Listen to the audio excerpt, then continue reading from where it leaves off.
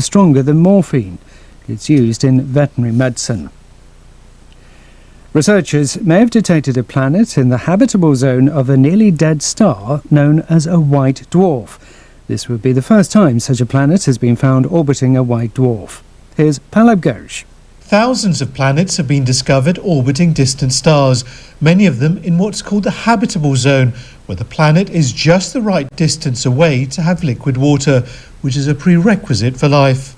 But this is potentially the first one around a white dwarf star. Its existence is inferred from the motion of orbiting debris. A white dwarf is a star which has lost its outer layers, is usually the size of a planet, and emits a bluish-white light when first formed. If this is confirmed as a planet, it should act as a spur for astronomers to actively search for direct evidence of more of them around white dwarf stars. The president of the European Central Bank, Christine Lagarde, says she'd like redesigned euro banknotes to depict famous Europeans. Ms. Lagarde said she could envisage the new banknotes portraying people such as Da Vinci, Beethoven or James Joyce. She said the new design, due to be introduced in 2024, should depict something Europeans could identify with instead of the current images of imaginary buildings. BBC News. On account of the cost of living crisis. And those two things, of course, are offsetting. And they have to judge the balance of those and what it means for inflation in the medium term, because they can't do anything to affect inflation over the next few months. They've really got to think about how those factors will impact inflation at a time when they can do something about it. And if they think inflation is going to stay too strong for too long and not come back down on its own volition, then they'll have to act. And I think we're probably looking at maybe a 1 percentage point at least increase in interest rates over the course of this year. Goodness. Well, hopefully we'll have you back at some point soon to talk about that in the future, George. Good to see you this morning. Thank you. Thank you. Well, some of the other day's business news stories for you now. And Gatwick Airport has said today that it will reopen its South Terminal in March, nearly 2 years after it was mothballed. The airport's only been running flights from its North Terminal since the 15th of June 2020 to save on costs. But it said today it was expecting a busy summer season. British Airways recently announced that it was restarting short-haul services from Gatwick, while its low-cost sister airline Vueling is also expanding. And Wizz Air has also said that it plans to increase its operations from the airport. Tate & Lyle said this morning that its core food and drink solutions business is trading strongly, with sales rising by 19% during the final 3 months of the year. It said the unit, whose customers include most of the world's big food and drink companies, had enjoyed the benefit of new product launches and acquisitions, as well as price increases. But Tate & Lyle said that trading in its bulk sweeteners business, which it is spinning off as a separate company, was weaker than expected due to cost inflation. And the Competition and Markets Authority said today it has accepted proposed changes made by Google to the way it uses customer data. Google had announced plans to remove third-party cookies on its Chrome browser, a move that the CMA had warned could impede competition in the online advertising market and hurt the ability of online publishers to generate revenue. Well, the watchdog said that Google had now signed up to legally binding rules to avoid growing its market dominance and promised to keep a close eye on the company.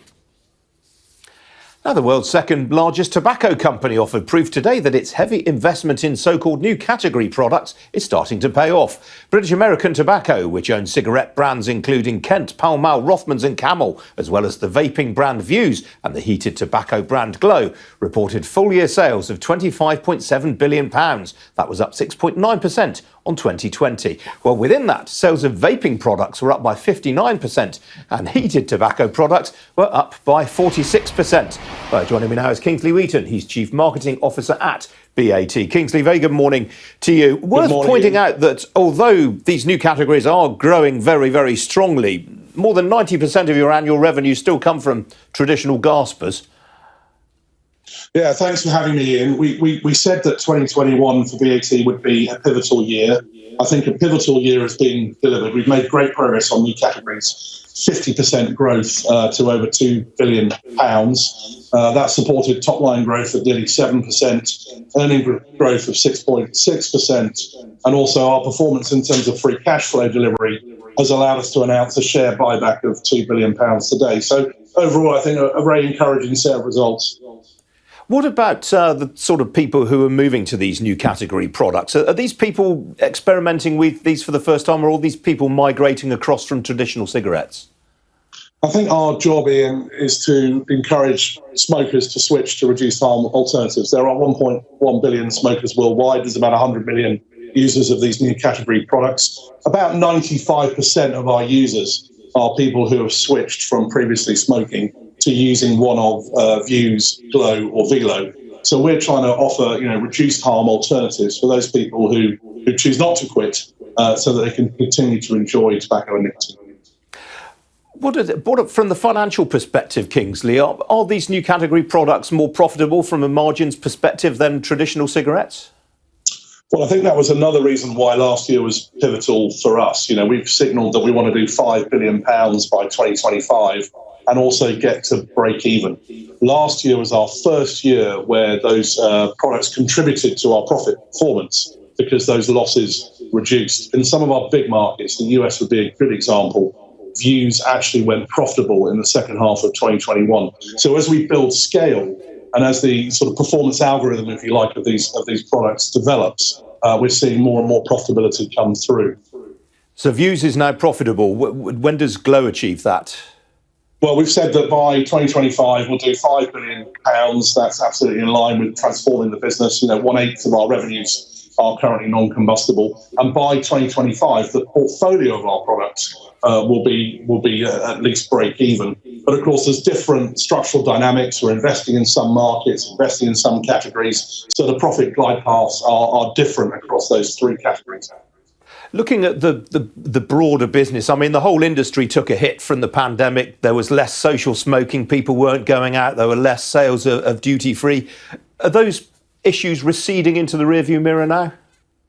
Well, you have to look at the comparators a little bit, and you've got a 21 comparator with 2020 to consider in the results. I think our performance suggests that it's a very, very solid set of results. Nearly 7% revenue growth, adding 4.8 million consumers. It's our fastest consumer acquisition in new categories ever. The earnings performance, the underpinning of dividend growth, and also the share buyback. So I think we feel that as we enter into 22, we have momentum, and indeed the marketplace is certainly exhibiting signs of being more stable. One of the benefits, if you like, from the pandemic for the industry, though, was that there were a lot less illicit products on the market. Have they started to creep back in again? We actually saw a reduction in illicit in 2021, which was really encouraging, and I think that's testament to the fact that the excise environment has been broadly stable. We think illicit may creep up a little bit in 2022. I think 21 was the first decline we've seen for many years. Really important, therefore, that governments balance their excise agenda with the unintended consequences of rising excise to make sure that we can keep illicit under control. And what about the US market in particular, Kingsley? I mean, there have been suggestions that you've ceded a bit of market share because you've been pushing through price increases. The US had a very, very strong performance last year. Let me just talk about Vue's first of all. I mean, we've closed a 27-point share gap with the leading product in the market. We're on the verge of taking leadership in the US. We have a really strong premium position in combustibles with Newport and Natural American Spirit. There's an interesting pricing environment in the US with discounting at different times of the year. We feel really good about our US performance. It's really helped underpin VAT's excellent results in 21. I mean, the Trump administration had quite a sort of hard-line attitude towards vaping products, ultimately. Have you seen a change of tack with the Biden administration? Well, we like the FDA's position with the pre-market tobacco approval for vaping products. In fact, Vue Solo was the first product of its kind to get that approval or that support last year. That does indicate that the FDA supports the role of tobacco harm reduction. And I think governments around the world are starting to pick up on that. We have good news out of France, out of Canada, out of New Zealand, UK and US that, tobacco harm reduction as a public health policy is taking a hold. Just to give you the numbers for the UK, for the listeners, nearly 40% of our business now in the UK is in products that don't burn. And that's really representative of a progressive stance from the UK government on tobacco harm reduction. All right, Kingsley, got to leave it there. Good to see you as ever. Thanks for joining me. Thank you, Ian. Thank you very much.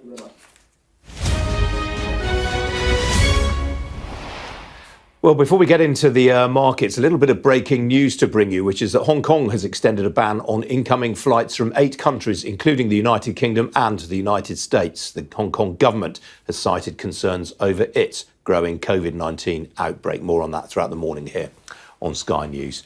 But in the meantime, let me tell you about the markets. The news that US inflation hit 7.5% last month, which was the highest since February 1982, sent stocks on Wall Street tumbling last night, and it sparked a sell-off overnight in most of the Asia-Pacific region. Tokyo was closed for a holiday. You can ignore that figure in the top right-hand corner. There was no movement there overnight. Elsewhere, there were falls in Hong Kong, Shanghai, Mumbai, and in Sydney. Well, European stocks are also heading into the weekend on a downbeat note. Here's the current picture. All of the main indices down by 1% or so. There are a few gainers to mention on continental Europe this morning. Rovio, the Finnish games developer, famous for Angry Birds, its shares are ahead by some 6% in Helsinki, following better than expected results. Well, here in London, the FTSE 100 is also in negative territory, off nearly 0.9% in a broad-based sell-off. Among the leading percentage fallers this morning is the engineer Spirax Sarco. Its shares off some 3% on broker comment. There are not too many gainers to mention, but BAT, with whom we've just been speaking, well, their shares are ahead right now on its results, which, as Kingsley Wheaton was just saying, was accompanied by a dividend increase and a £2 billion share buyback. Outside the FTSE 100, well, it's a similar picture there, though. The FTSE Mid 250, worth pointing out, it's actually on course for its best weekly gain so far this year. The life sciences investor Syncona, its shares are ahead by 1% on a trading update. Fallers include the defence contractor Chemring, which is off by 1.5%, again on broker comment. On the foreign exchange markets, well, as you might have expected, the US dollar traded very strongly since the US inflation data was published yesterday. Sterling was on the back foot against it, although right now the pound is more or less unchanged against the dollar, which is not a bad performance given, as I say, general dollar strength right now in the market. Sterling ahead, meanwhile, by just over 0.25% against the euro. As for the oil price, well, that was creeping higher earlier on this morning. There it is. It's up 0.5% right now. Still heading for a weekly loss. A barrel of Brent crude will currently set you back $91.90 a barrel. Well, joining me now is Melissa Davis. She's chief economist at Redburn. Melissa, welcome to you. I mean, that US inflation number yesterday was an absolute humdinger, wasn't it? It knocked the Treasury market for 6. Yeah, absolutely. It pushed that 10-year yield just over 2%. So it was obviously a very, very punchy number. Sort of looking.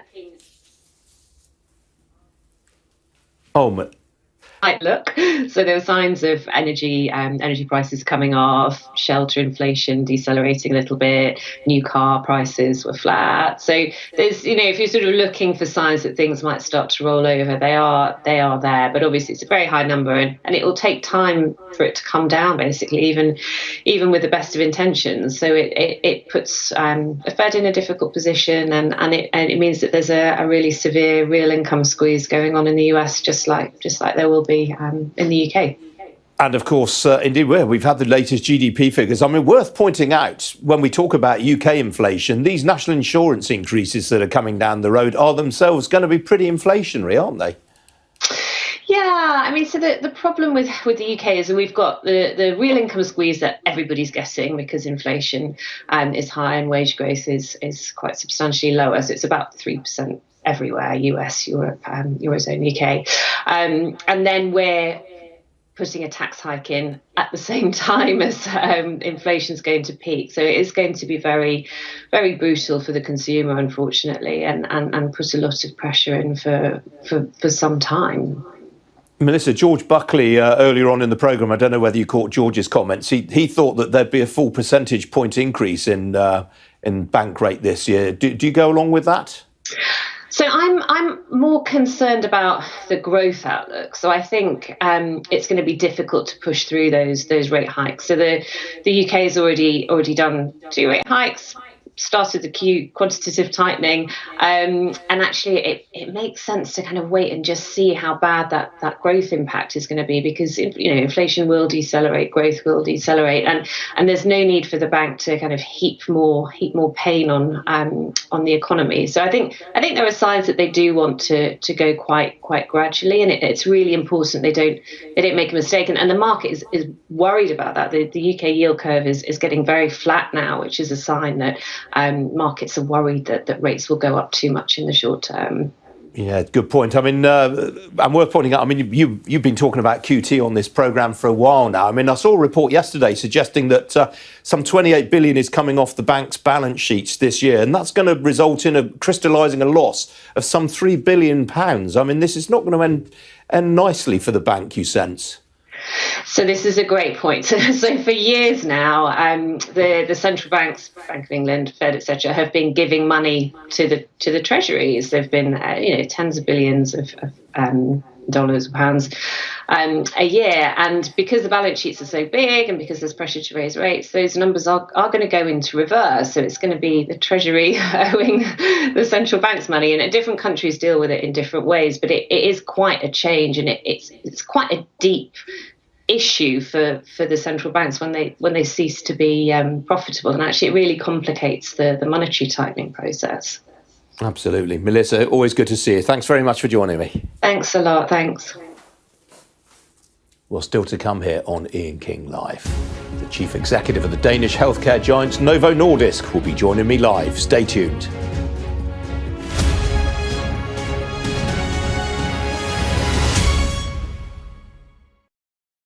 I implanted in Michel 16 electrodes upon the spinal cord that is responsible to move the leg. And these electrodes are linked to a neurostimulator located in the abdomen. And then there is a little computer that is giving different programs in order to help Michel to step or to do other activities. The concept is that the region of the spinal cord that naturally control leg muscles is often located below the injury, so anatomically intact, but disconnected from the brain and therefore in a dormant state. And what we are doing is reactivating this spinal cord with electricity. It was a very great emotional situation.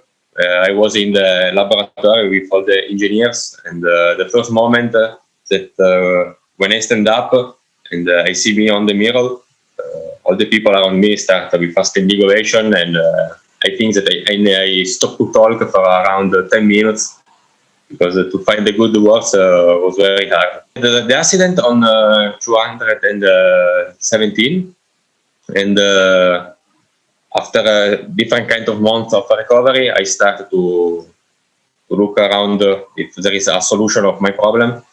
And then on a meeting, during a conference, I know about this project, and I immediately know that it was a very good thing. And I tried to contact immediately the team. Our dream is to have a treatment for everyone, but for that there is a long way to go. And fortunately, we work together with a company called Onward Medical, who is providing new technology to help us helping other patients. So we hope that in a few years, we'll be able to have a technology that is going to be given to everyone.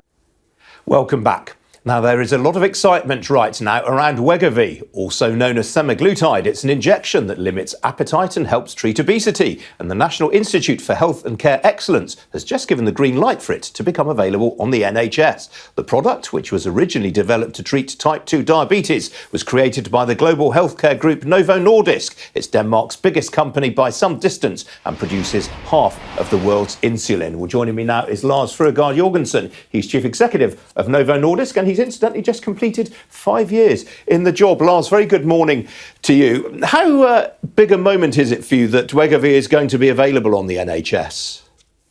Good morning, and thanks for having me. Obviously, this is a really, really exciting moment for us to receive a positive assessment from NICE in the UK. It's a major thing because it's one of the most serious health technology assessors. So I think it's really a testimonial of both the need for treating obesity, but also a testimonial of the strong profile of a product like Wegovy that we hope soon to be able to bring to people living with obesity in the UK. And what sort of demand do you think there will be from the NHS? What sort of dosage are you expecting to deliver? Well, it's still early days to say, but we know that 1 out of 4 in the UK is living with obesity.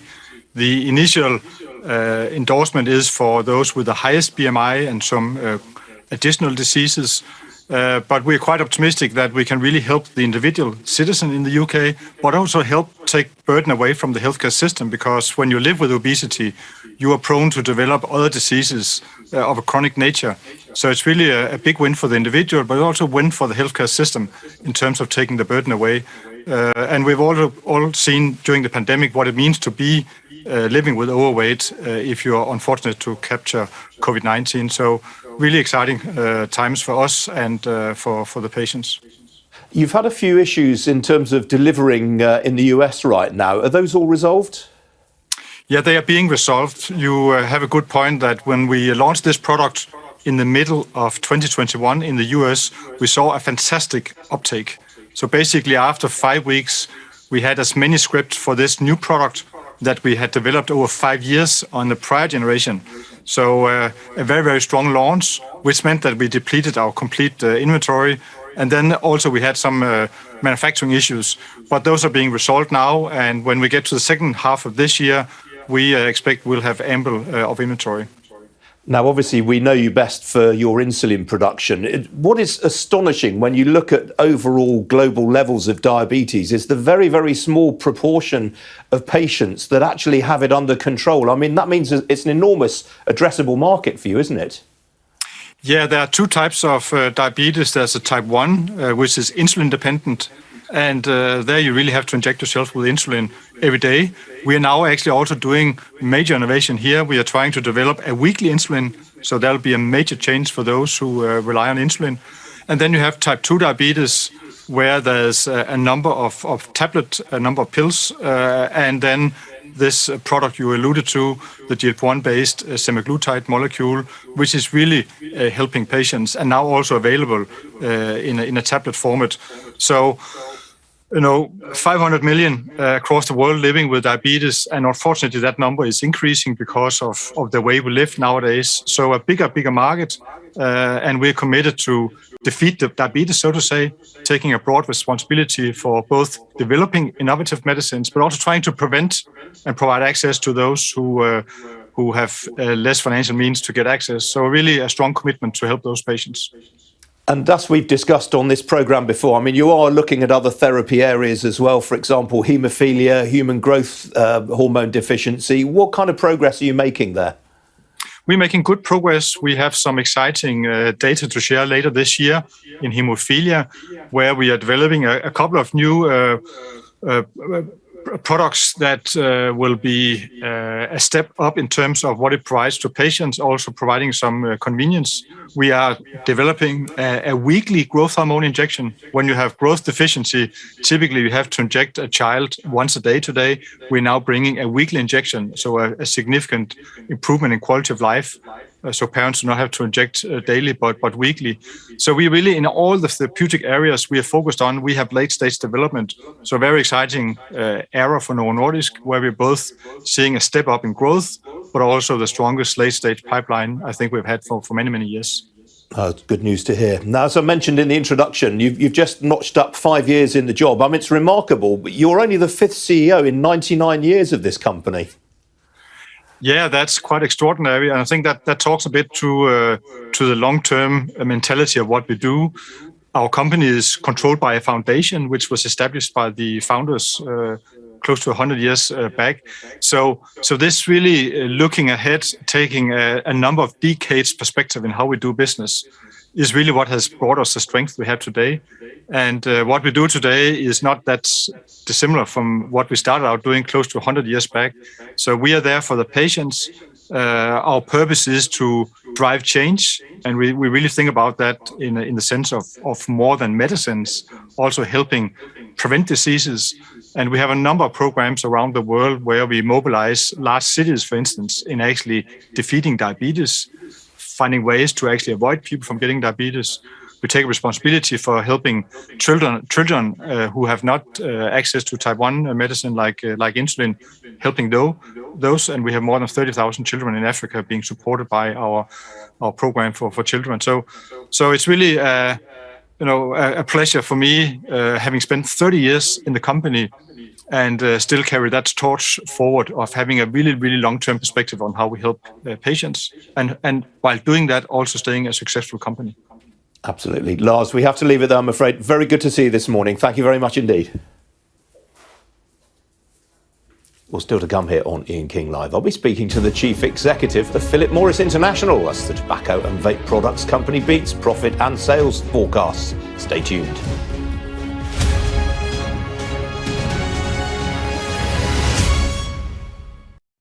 Welcome to Gabby Dave Global. We are a UK-based. Welcome to Gabby Dave Global. We are a UK-based online e-commerce store, the first of its kind with license to trade in African products. Some of the products are clothing brands and all beauty accessories, hair and beauty brands, natural aphrodisiacs, processed and dried unprocessed food. Our mission at Gabby Dave is to connect African and Caribbean businesses to customers globally. At Gabby Dave, we ensure our sellers get the best deal for their products. We are not just here to help you reach a wider audience. We are also a distribution center to support business growth by fulfilling orders to your customers from our warehouse, making sure customers receive their products on time. We are inviting all Black-owned businesses to trade on our platform because we strongly believe Africans have a unique brand the customer would appreciate globally. So get in touch today and let us make your product and business go far. Here are some of the benefits of using Gabby Dave Global. User-friendly platform, track your shipment, online support, transparent process, multiple SKUs, multiple products, a platform that encourages manufacturers as well as traders. Our marketing and PR interventions amplifies yours. Organized products and categories for easy access and navigation. Access to global community, especially within UK and Europe.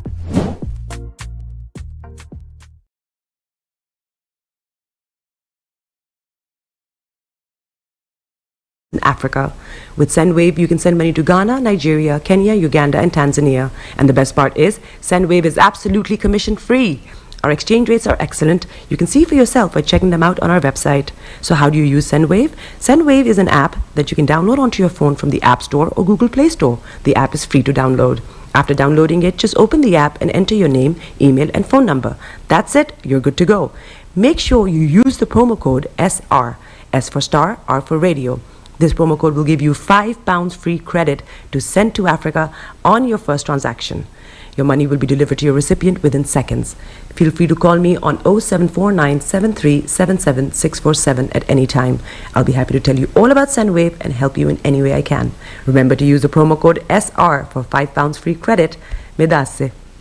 Tune in to On Point here on Star Radio UK with Empress Regina every Monday at 5 p.m. GMT. Looking forward to your company. Hi everyone, it's your girl BB Clement, the author of How to Go From Employee to Entrepreneur and the host of your weekly business show, BB Means Business, the show where we discuss everything you ever wanted to know about business but you were afraid to ask. How do I start my business? How do I raise the finance? How do I grow my business? Where am I going to find my customers? Join me every Tuesday at 1:30 p.m. on Star Radio UK to get all the information and tips that you need to become a successful entrepreneur and become financially free. Remember, don't let life dictate to you. Rather, put your signature on life.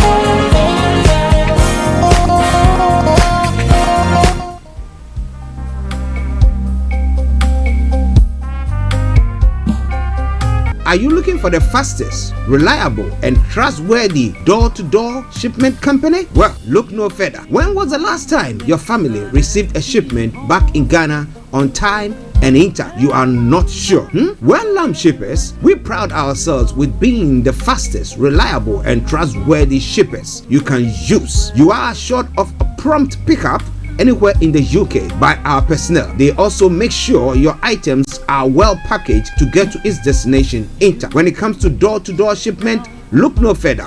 Well, Lamb Shippers, contact us on 07939009321 or 07498911820, or you can visit our website www.welllamb.co.uk. You can also drop us a mail, info@welllamb@gmail.com. Well Lamb Shippers, fast, reliable, and trustworthy.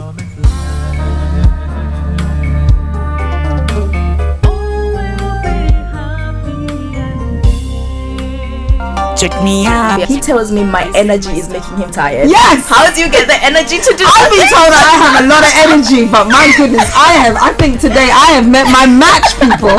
I have met my match, Miss Suzanne. Wow, amazing. One of the things that's the start of digging the hole of darkness. So what did that? Myself and the world will adjust. And 2019. Forget the proverbial boardroom. Join me, Simone Frazier, on The CEO, the program that gives you the driving seat over your life. Every Tuesday, 8 p.m. only on Starr Radio. Hi there. Are you dreaming of owning your own house in Ghana? Then you will need a well-documented piece of land that is free from troubles. I highly recommend My Africa Property for any size of land that you will need. With My Africa Property, lands are available in Pram, Sopoli, Tohenia, Ogome, Dodova, Winneba, and many other locations at affordable prices. These locations are about an hour away from the airport, only 35 minutes from the motorway, 10 minutes drive from Central University College, 10 minutes drive to the beach, and close to Pram Senior High School and Ghana Men's Soccer Center of Excellence.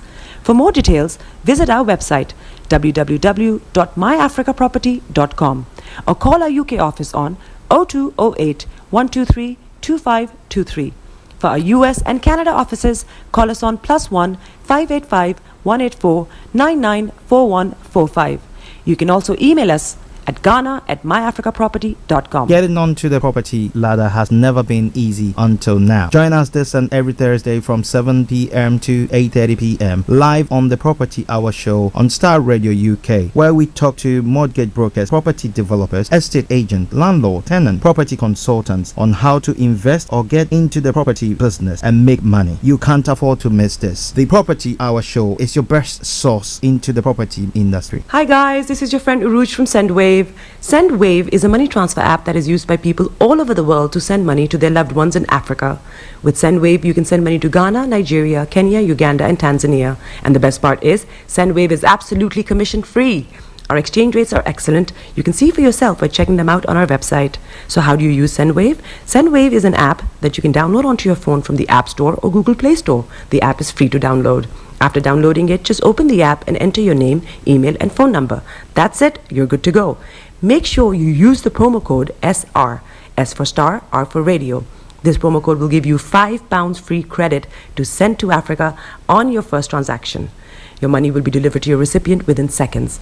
Feel free to call me on 0749 7377 647 at any time. I'll be happy to tell you all about Sendwave and help you in any way I can. Remember to use the promo code SR for £5 free credit. Medasse.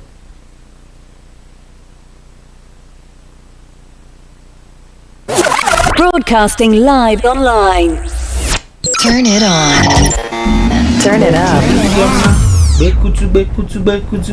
Show them you got the Coco set. Ladies and gentlemen, it's your boy Harry Song, aka Mr. Songs. This is the King Makeup about for the girls. We're here. This is Starr Radio. Don't go nowhere. UK, London. We they call them London for home. For here, we they call them London. And I say you know, just have fun and stay blessed.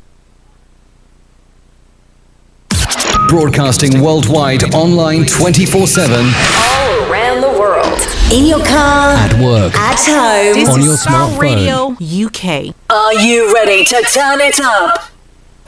10, 9, 8, 7, 6, 5, 4, 3, 2, 1. Birds flying high, you know how I feel. Sun in the sky, you know how I feel. Breeze drifting on by, you know how I feel. It's a new dawn, it's a new day, it's a new life for me. And I'm feeling good. Hey there, this is Archie.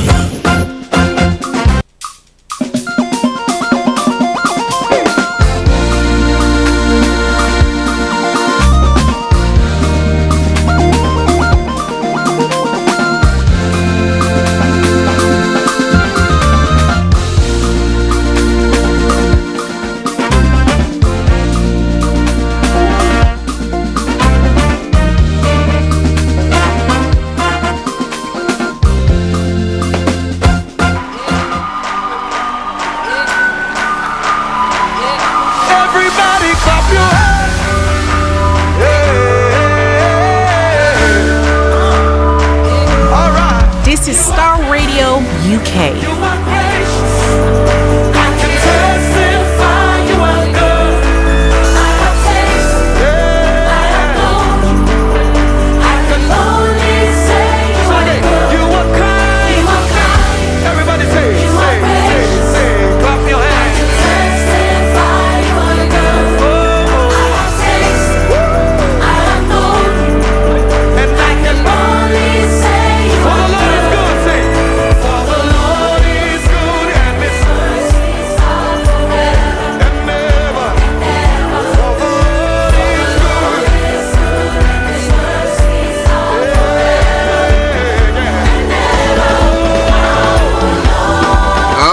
Let me say a massive good morning, good afternoon, good evening, good dawn to you, wherever you might be on planet Earth.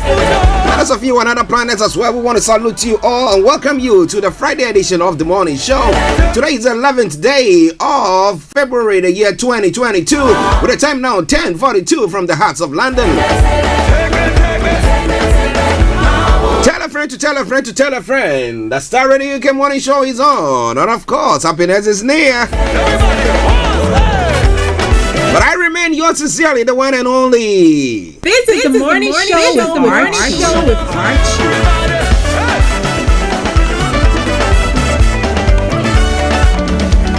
Well, let me say good morning to my colleagues, Mr. Frank Davis, Mr. Olayomi, Kojo D, Mr. Tabiri, CEO of GL Accountancy Services, and Felix all the way in Aberdeen. Massive good morning to you, gentlemen. And a special good morning to our able producer, Mr. Francis Guy. To our listeners in other parts of the world as well, we want to salute you all. Those of you in the US, those of you in Europe, those of you in Asia, those of you in Australia, those of you on the African continent, especially in Nigeria, Ghana, Uganda, Kenya, Gambia. We say a massive good morning to you all and welcome to the show. Well, for the program outline, as you know, it is a Friday edition of the morning show. So quite different from what we normally see during the course of the week. Yeah, so we're going to be having the quote for the day, the weather forecast is going to follow suit, then the travel update as well.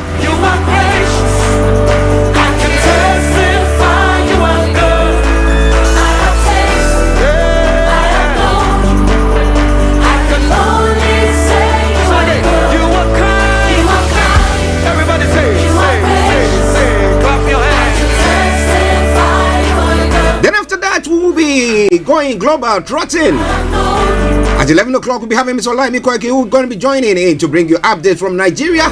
Well, I can tell you some updates that are already happening there, and I can tell you assuredly what is going to be happening on that front.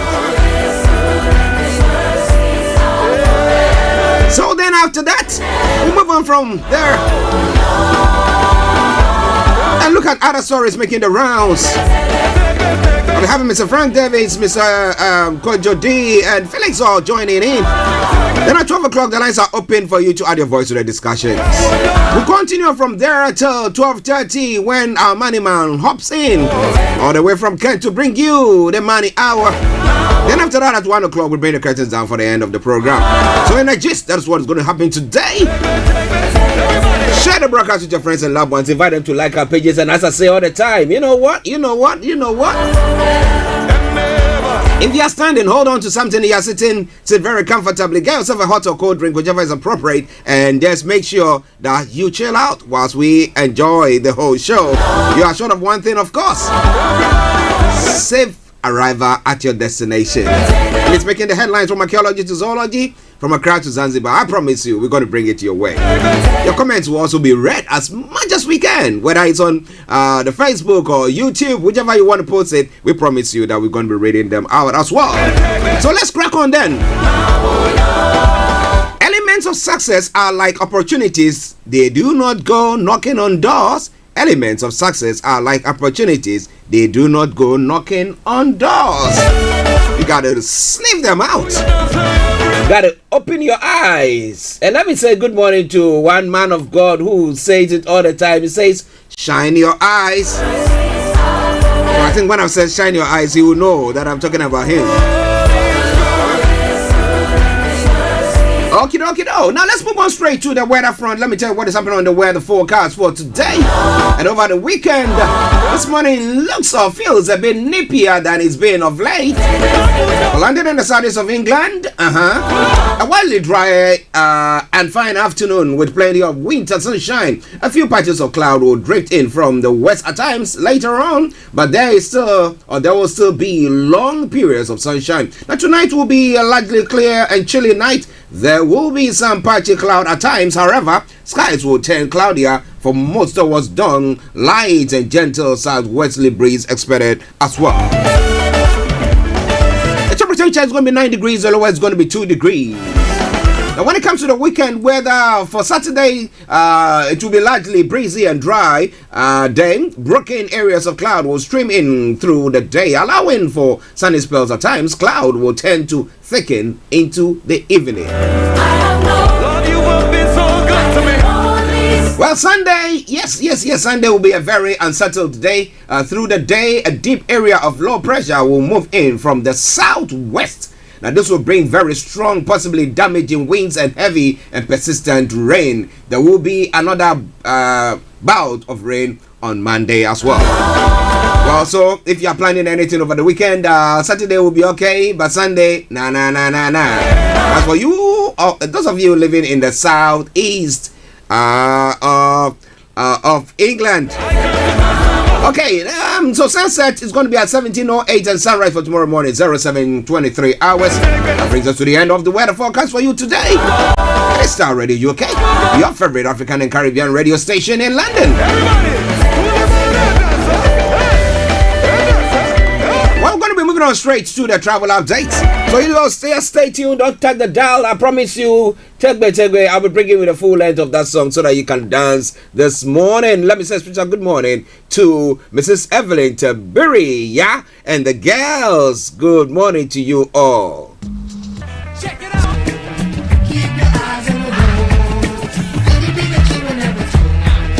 This is Starr Radio UK.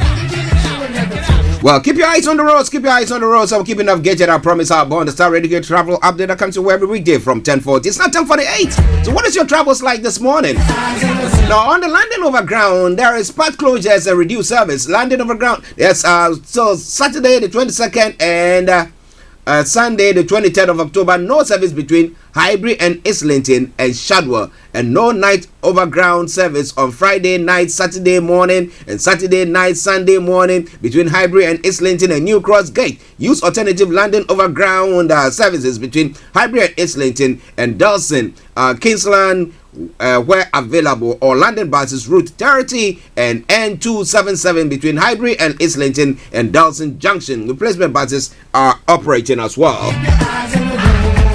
But we'll do our best to send you reminders or be giving you reminders as and when we come on air.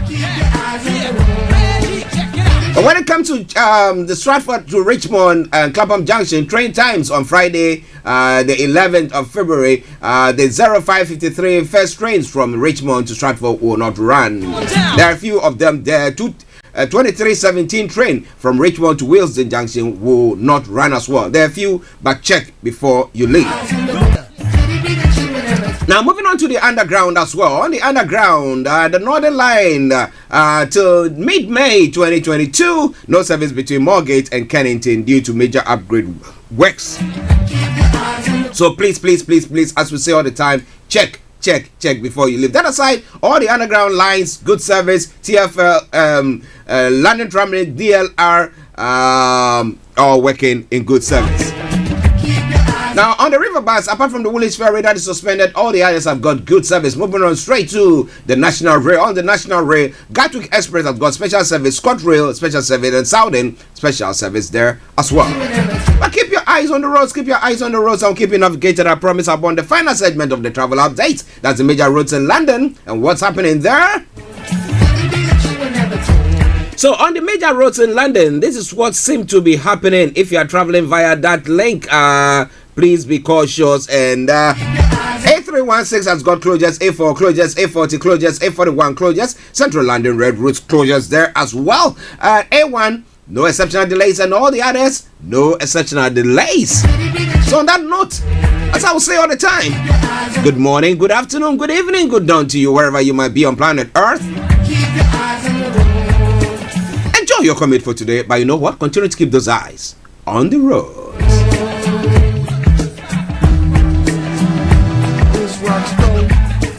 E-commerce store, the first of its kind with licensed trade. Welcome to Gabby Dave Global.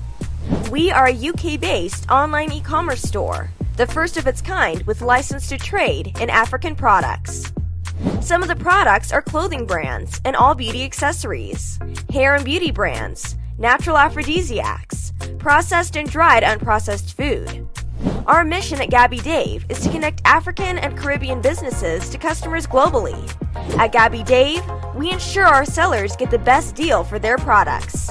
We are not just here to help you reach a wider audience. We are also a distribution center to support business growth by fulfilling orders to your customers from our warehouse, making sure customers receive their products on time. We are inviting all Black-owned businesses to trade on our platform because we strongly believe Africans have a unique brand the customer would appreciate globally. So get in touch today and let us make your product and business go far. Here are some of the benefits of using Gabby Dave Global. User-friendly platform, track your shipment, online support, transparent process, multiple SKUs, multiple products, a platform that encourages manufacturers as well as traders. Our marketing and PR interventions amplifies yours. Organized products and categories for easy access and navigation. Access to global community, especially within UK and Europe.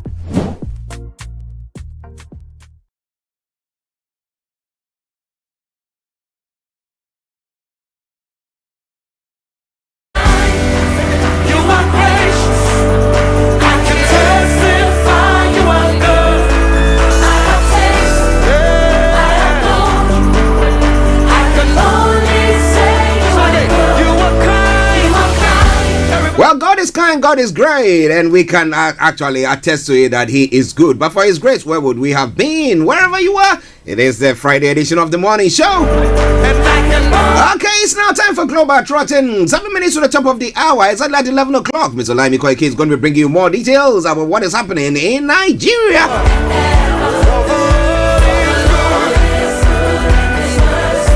But I want you to share the broadcast with your friends and loved ones and invite them to like our pages as well.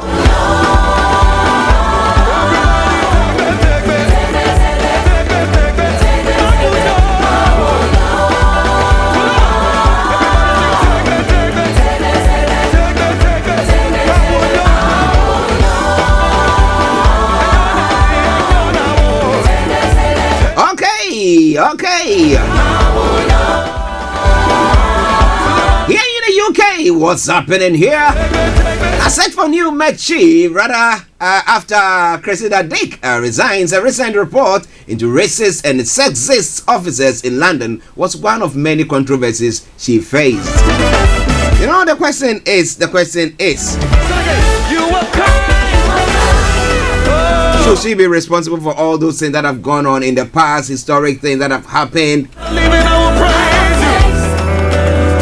But well, so far as the mayor said that he's withdrawn his confidence in his support for her, that she had no, as she said, she had no grounds to say that she wants to continue, and therefore the only way was to resign or step down.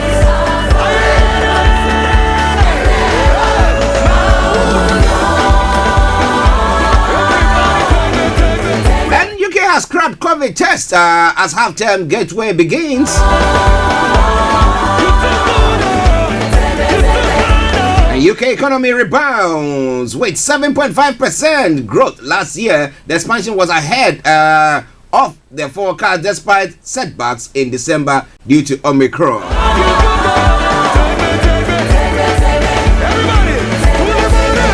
To other parts of the world, Biden says U.S. citizens should leave Ukraine now. Is it making it such that war has become inevitable? Well, we'll be bringing you more on that front. It is Starr Radio UK, the Friday edition of the morning show. We're interested Interestingly, when Macron went to Russia, he decided not to take the COVID test. Why was he scared or what?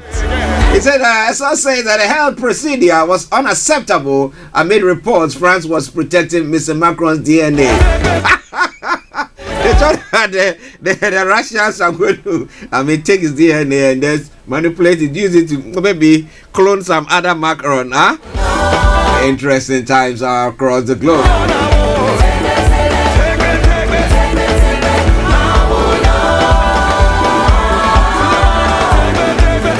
US is urging Canada to end blockade by truckers. The White House says Canadians must resolve the blockade, which is choking a US trade route.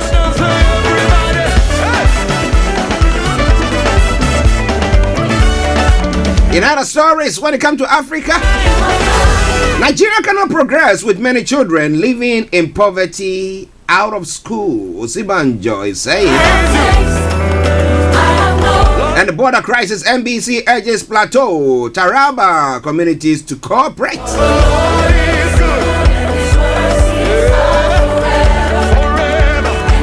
Bringing you more details on that one as well.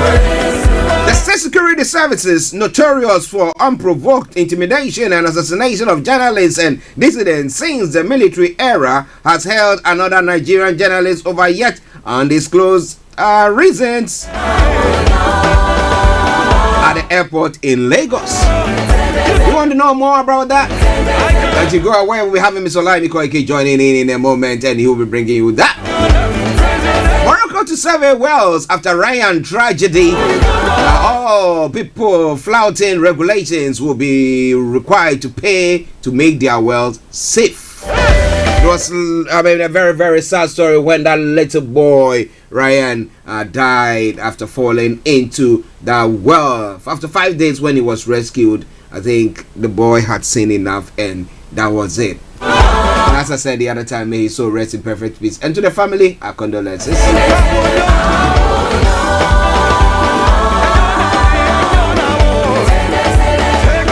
Well, Western states have condemned Sudan's political arrest. Now, two vocal critics of the army are the latest of more than 2,000 people to be arrested since October. They are cracking down on it.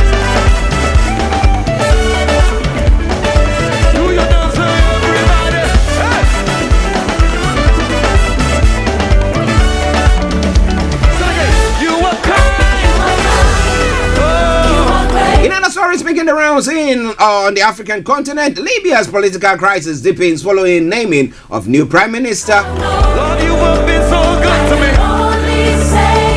And in Tunisia magistrates and lawyers protest in Tunis. When it comes to Ghana, Accra FM's Bobby Ansa have been arrested by the security operatives. Why? We'll bring you more on that front in a moment.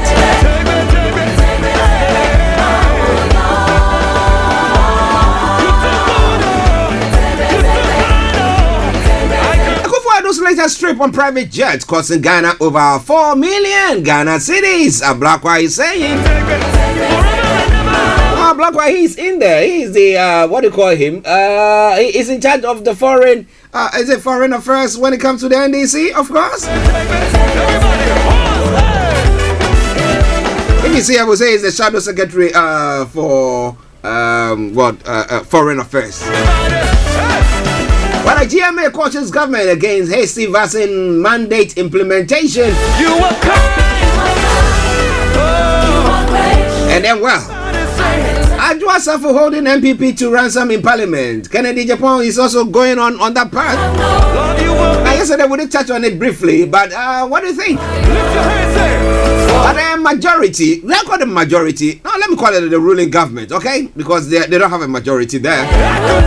Are saying that e-levy will be approved with or without Adwa Safo. What are they going to do? Are they going to try to now get another impersonation taking place? Somebody coming in, putting on a mask and say that is Adwa Safo this time round? What is Adwa Safo looking for? What is he asking government for?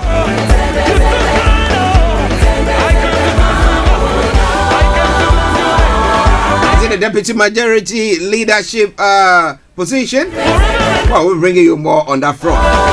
But well, the renowned journalist and poster Danielson is saying that, well, you know what? Kuala Juasafo bluff and sack her and conduct a by-election.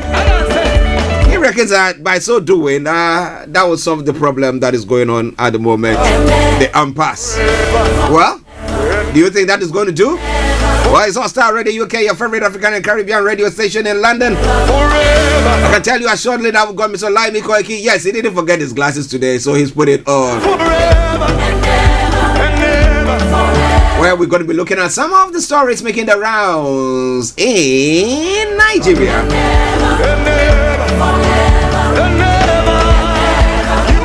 And as I said as well, I've got Mr. Frank Davis in the studio as well.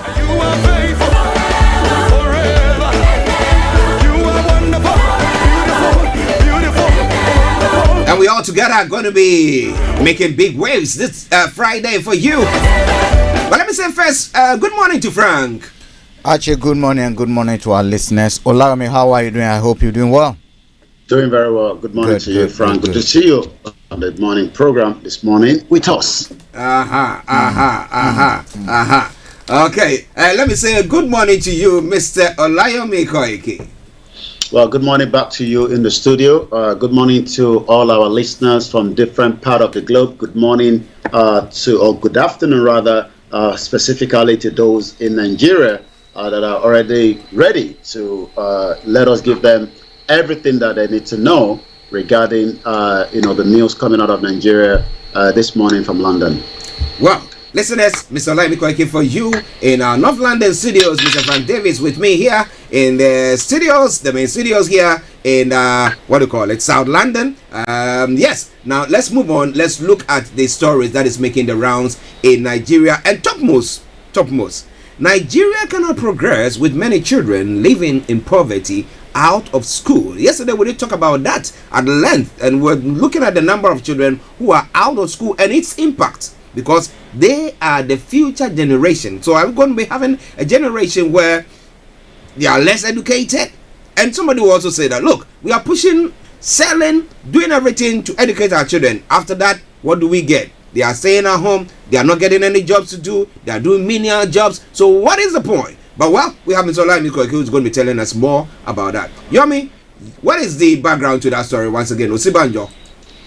Well, you're quite right. A very good morning to you once again. And yes, you're quite right. Just yesterday, bear with me, because we're also transmitting to all the other platforms as well, and I think we're good to go. Yes, as I was saying that headline myself this morning, straight away it clicks back that it was just under 24 hours yesterday that we were discussing this issue regarding how many. You did ask me how many out of school Nigerians do we have presently, and I gave you a data of almost 13 million. And it's quite sad that not just linked to this government alone, which we have to be honest, but it has been so for a very long time, the negligence of a system that have failed. The headline says Nigeria cannot progress with many children living in poverty and out of school. From the data that I have with me, which I use all the time, we have, according to the World Poverty Clock, this is the data from the international level that tells us how many people and what countries and what numbers. And Nigeria still remains the capital poverty of the world as I speak to you today. Nigeria still remains number 3, the Global Terrorism Index. And I'll be discussing more about what the United Nations Security Council is talking about ISIL, because they have now become the epic center in Nigeria and some other African countries. But we come back to that in about a few minutes. At the moment, we have about 84 million people living in extreme poverty. So if I'm going to look at the age, let's look at the data age from 0 to 4. As we speak today, we have about 14 million of people that are between the age of 0 and 4 years old, both male and female in Nigeria. The total population we have is about 214 million. So let me change the data again and give us from 5 to 9. So from age 5 to 9 and 0 to 4, in total, in combined, that is about 28 million. But if I go back to just highlighting just the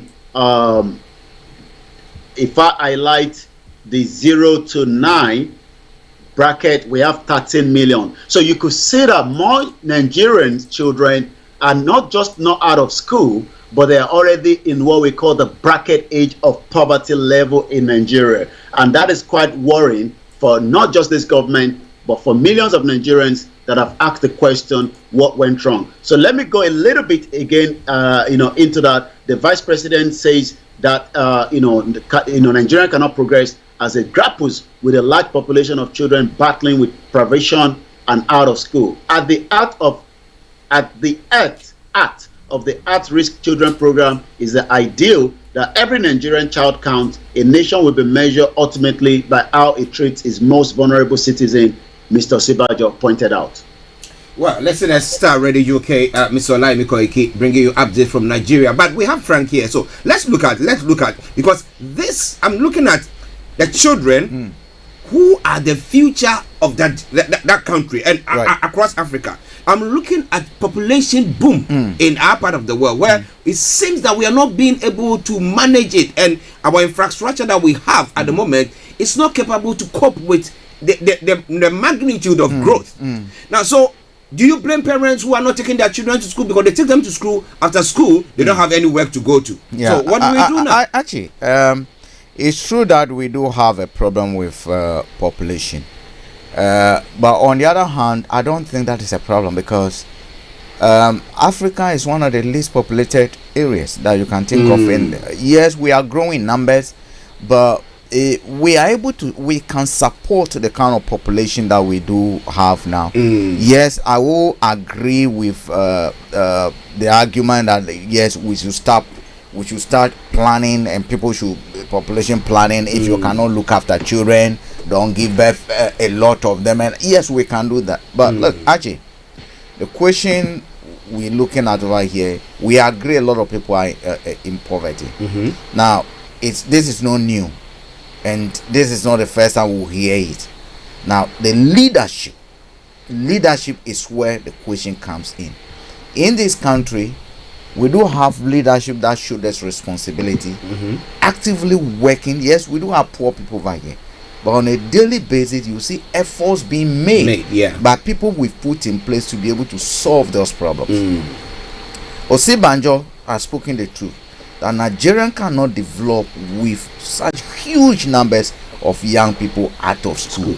Now, because you're looking at how do we, even for the leaders, it is a risk to them. For those who are working now, it's a risk to them, because they get to pensionable age. The young population must fit into the labor market to be able to produce, to sustain the elder population. And if we don't do that, then old age poverty, which sometimes we do not talk about, is what again is another huge thing. But we normally forget about these old age people or elderly people. Someone go on retirement, we do forget them.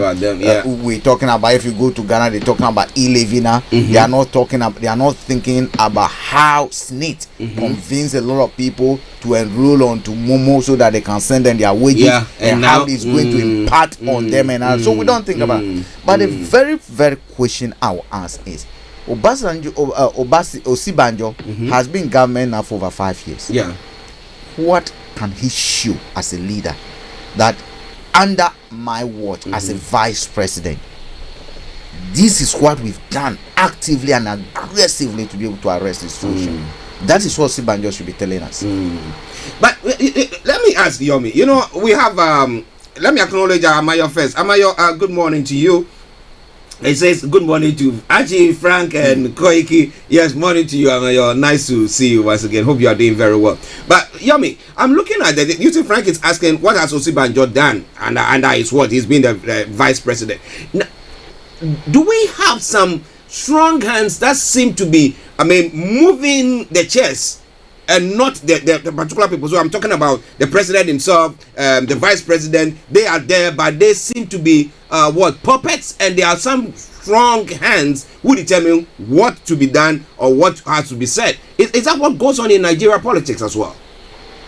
Well, I mean, a lot goes on in the Nigerian policy. It's all about the investment. If you don't invest in the people in the first place, then it will be very difficult, to see, the growth within the community. And community development is one of the key aspects in every part of the globe. I mean, if the community is not even structured in the first place, then, yes, I remember somebody even saying that, I think when Babangida, during the, the military era, was putting out there that we must regularize the the amount of people that are giving birth, and people were a little bit worried about it, and they couldn't understand why. But maybe now people might be asking, was it because so many children are out there, not just in the northwest, in the northeast, in the southwest, in the middle belt, and every part of the country? Is because investment that have meant to gone through the community from the local government have not arrived to the channel that is meant to be, and that has led to where more poverty continue to grow. When I go back to the clock, on these data that we've just been reviewing on the world clock, I take us back to 2016. That was just a year after the Vice President Yemi Osinbajo and Buhari both government came to power. We have a total number of 70 million Nigerians that were out of, people living in extreme poverty. And extreme means that, when we talk about extreme, what are the index of extreme poverty according to the United Nations? I've been able to review this so many times. When we talk about people living in extreme poverty, this is what United Nations is saying. Extreme poverty, deep poverty, abject poverty, absolute poverty, destitution or penury is the most severe type of poverty. So when the word extreme is used, these are very, very penury, destitution. That means anybody will do anything, and that is why we've seen ritual killings by 15, 16-year-old. You probably want to ask why a 15 and 16-year-old are doing ritual killing. You probably want to ask, why a senator that is sitting on a fat salary, but yet a teacher, cannot get the salary paid in time. Yesterday, I was looking at one, we'll probably call him not just an activist, but a journalist as well, Olayomi Hamzat, where, almost close to 100, old pensioners working with the federal government precisely, whether on the rail, some of them were cleaners at the university, they've all retired, but their pensions are not paid. Then the question is, how do they look after their grandchildren or their children that will then look after their own grandchildren as well? So going back to the United Nations definition of extreme poverty, it is characterized into deprivation of basic human needs, including food, safe drinking water, sanitation, facilities, health, shelter, education. So you could see that Nigerian children and millions of Nigerians are under reason why we have been put into the capital poverty of the world, people living with extreme poverty. This government hasn't done much as we saw Sanwo-Olu packed on the side of the street asking 2 Nigerians why they were out of school, but when we still talk about 13 million of them out of school as of today. Yeah, you see, Archie, that is a score. I mean, in part, it's a score sheet of Osinbajo. I mean, which in all, if you look at it, it's a fail. Because at the end of the day, you promise the people you're coming to help solve their problems. Yeah. At the time of assuming office, we got a certain number of people. If you have actually delivered or doing something to deliver, we should see that number declining. Yeah. Right? I understand we can factor in that the population has grown since you came to the office, but the most important thing over here is that the number of people who were desperately and severely poor as at the time you come. And Archie, it is not about only money that is used to define poverty. Olayomi was talking about different type of poverty. See, in our part of the world, like Nigeria, when you are hungry, an ant can give you food. Some food, yeah. Right? Yeah. You can walk somewhere, a friend can help you out. To be able to get to that severe and desperate situation, it means that all your networks that will give you that support, safety net is all that broken. safety net is like mosquito net that you've used a knife to actually chop it. in between. So at the end of the day, there's not, when there's a trampoline and you are falling. Yeah. You land on the trampoline. This time round, the trampoline, although might be there, there are holes in it, is rotting. You go through it. So the ant that you go to cannot even support you. That is where you become desperately poor. It's not like you are talking of you as an individual. Yes, you are an individual, but all the networks around you are also equally poor to the extent that they cannot support you. Any resource base around you, you cannot. You are not. That is the situation we're talking about over here. So if Osinbajo has come to power, we have X number. We should be seeing X minus at this time. So if we are seeing S plus and he's telling us that yes, these people, what have you done? I mean, that's a basic question. As leadership, you can talk good, but you're trying to be a president. What have you done? Show us a proof that at least when you were in power, we've been able to reduce extreme poverty by even 100, 10,000. Show us that evidence, but the evidence you have is that it has rather increased. So you failed.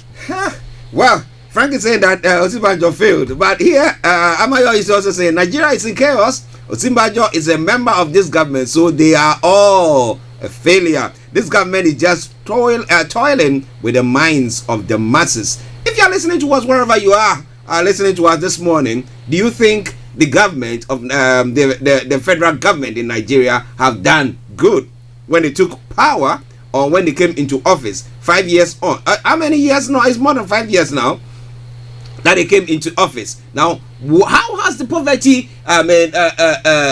rate gone down or risen? If you're experiencing of that sort, we want you to tell us about that. But it is the Friday edition of the morning show, updates from Nigeria, where we have Mr. Olayomi in the North London studios, and with me here in the studio we have Mr. Frank Davis. And let's go back to Yomi for some of the other stories making the rounds. Over to you, Yomi. Thank you very much. Let's quickly say good morning to those that have joined us on all the other platforms. I say good morning to you, Terry Maladi. Good morning, Kunle Shita, that says good morning as well. And likewise, one or two comments before we go into the headline. Olutobisi says, I agree, Nigeria is not really a country. And he also say everybody, they hustle to make money. Good morning, Omoge America, and those that have joined us on Instagram as well. Let's go into some other headline coming out of Nigeria. What a very sad news from Ibadan, Oyo State capital. When we talk about Oyo State, is the biggest, city. Ibadan is the biggest city in Africa. But yesterday, there was a robbery operation that was witnessed live as it was happening, and it was being broadcast back to UK and globally. Almost about 60,000 views on that particular video with one of our team back in Nigeria yesterday, while there was a kind of a robbery from the money that was being taken to either the bank. I can confirm that 13 people died yesterday on the spot. 2 policemen were killed. The money was eventually taken away. There was nothing of security personnel, no emergency, and you can ask the question again, is the lives of Nigerians not as better as the lives of those outside, the other part of the globe? Like I said, this news was when the bullion van was taking money, and eventually it happened at Iniwo Road to Idiakwe area of Ibadan, Oyo State. Like I said, multiple fatality. And there was a particular baby that was in the vehicle that I believe the father was killed.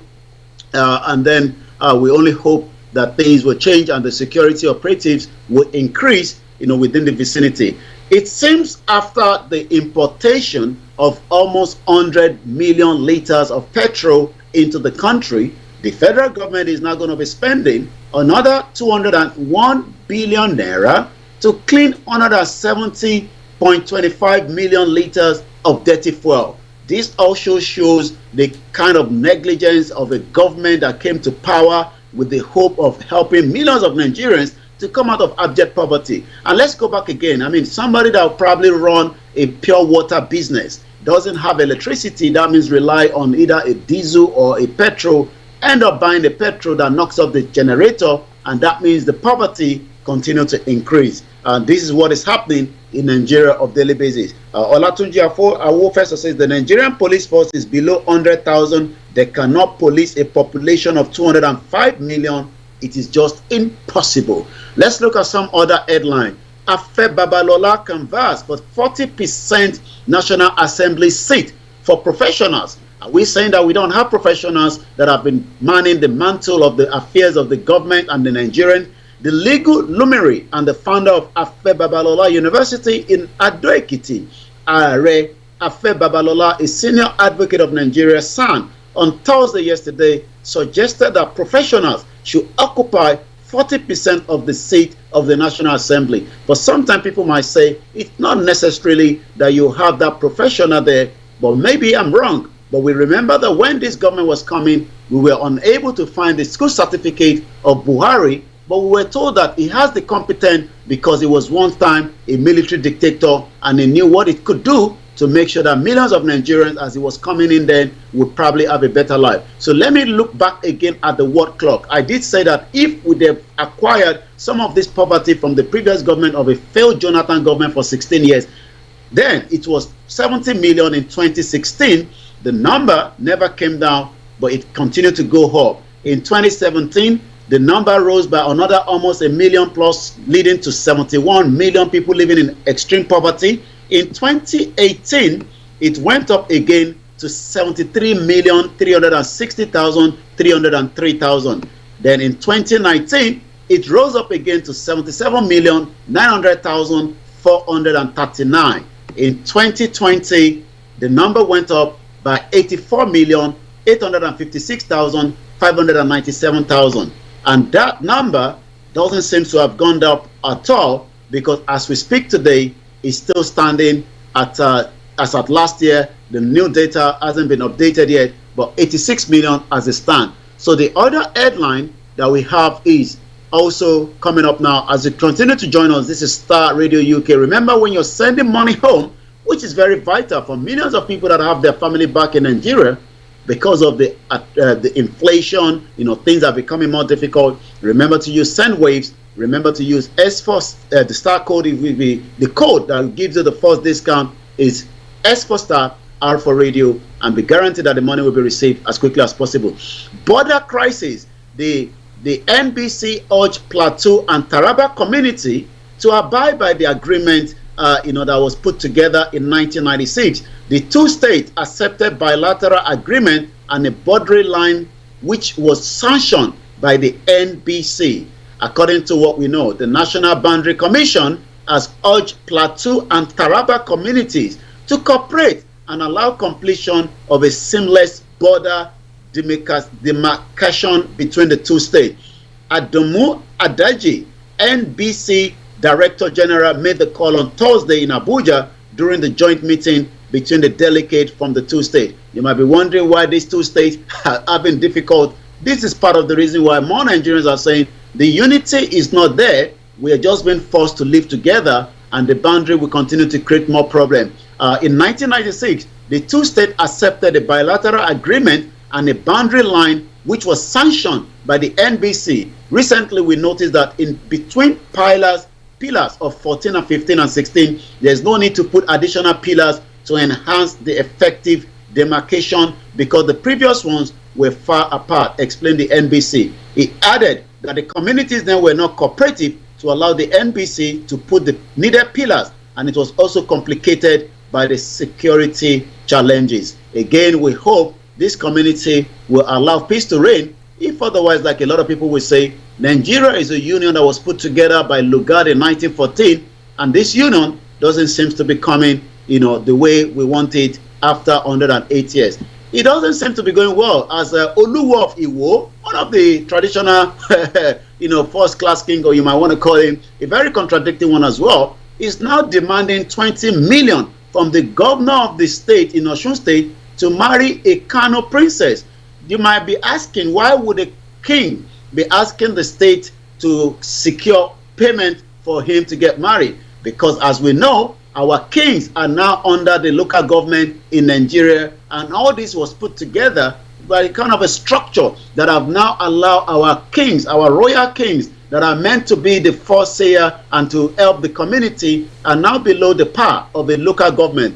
So according to the headline, Oluwo of Iwo demand 20 million naira from Governor Oyetola to marry a Kano princess. Rashid Akambi requests highlight how traditional institutions have been draining resources from the public coffer to finance their largely personal interests. The Oluwa of Iwo, Rashid Akanbi, that has demanded 20 million, convealed his request in a letter that was cited by People Gazette after it circulated on the social media overnight. The Gazette could not establish the original source of the document. So we're going to see the reaction of that probably later on the social media. At the moment, it's coming up to 26 minutes past 11, the 11th as well of February 2022. This is Starr Radio UK, the finest African and Caribbean radio station in London. I'm going to take one more, then slightly come back again to you in the studio as we continue to review some of the news coming out of Nigeria this morning. It doesn't seem to be going well as Ohando fires back at the NNPC, says farm didn't import the adulterated petrol into Nigeria. The Ohando PLC has said it did not import adulterated premium motor spirits into the country, in contrast to what the Nigerian National Petroleum Company have said. Mr. Archie, I've been looking back to Global Witness. I don't know whether Frank or yourself must have come across some of their articles. They campaign for resources in different parts of the world, whether in Ghana, Uganda, Sierra Leone. But a particular video I watched in one of the documentary on the YouTube by TED, one of those that did that documentary said the reason why she went away from being a normal journalist to become an investigative journalist because she ended up in Sierra Leone and realized that the amount of resources there is not helping those inside the country. So she now become part of this Global Witness. But I watched that video. It's about 15 minutes or 30 minutes late, somewhere around there.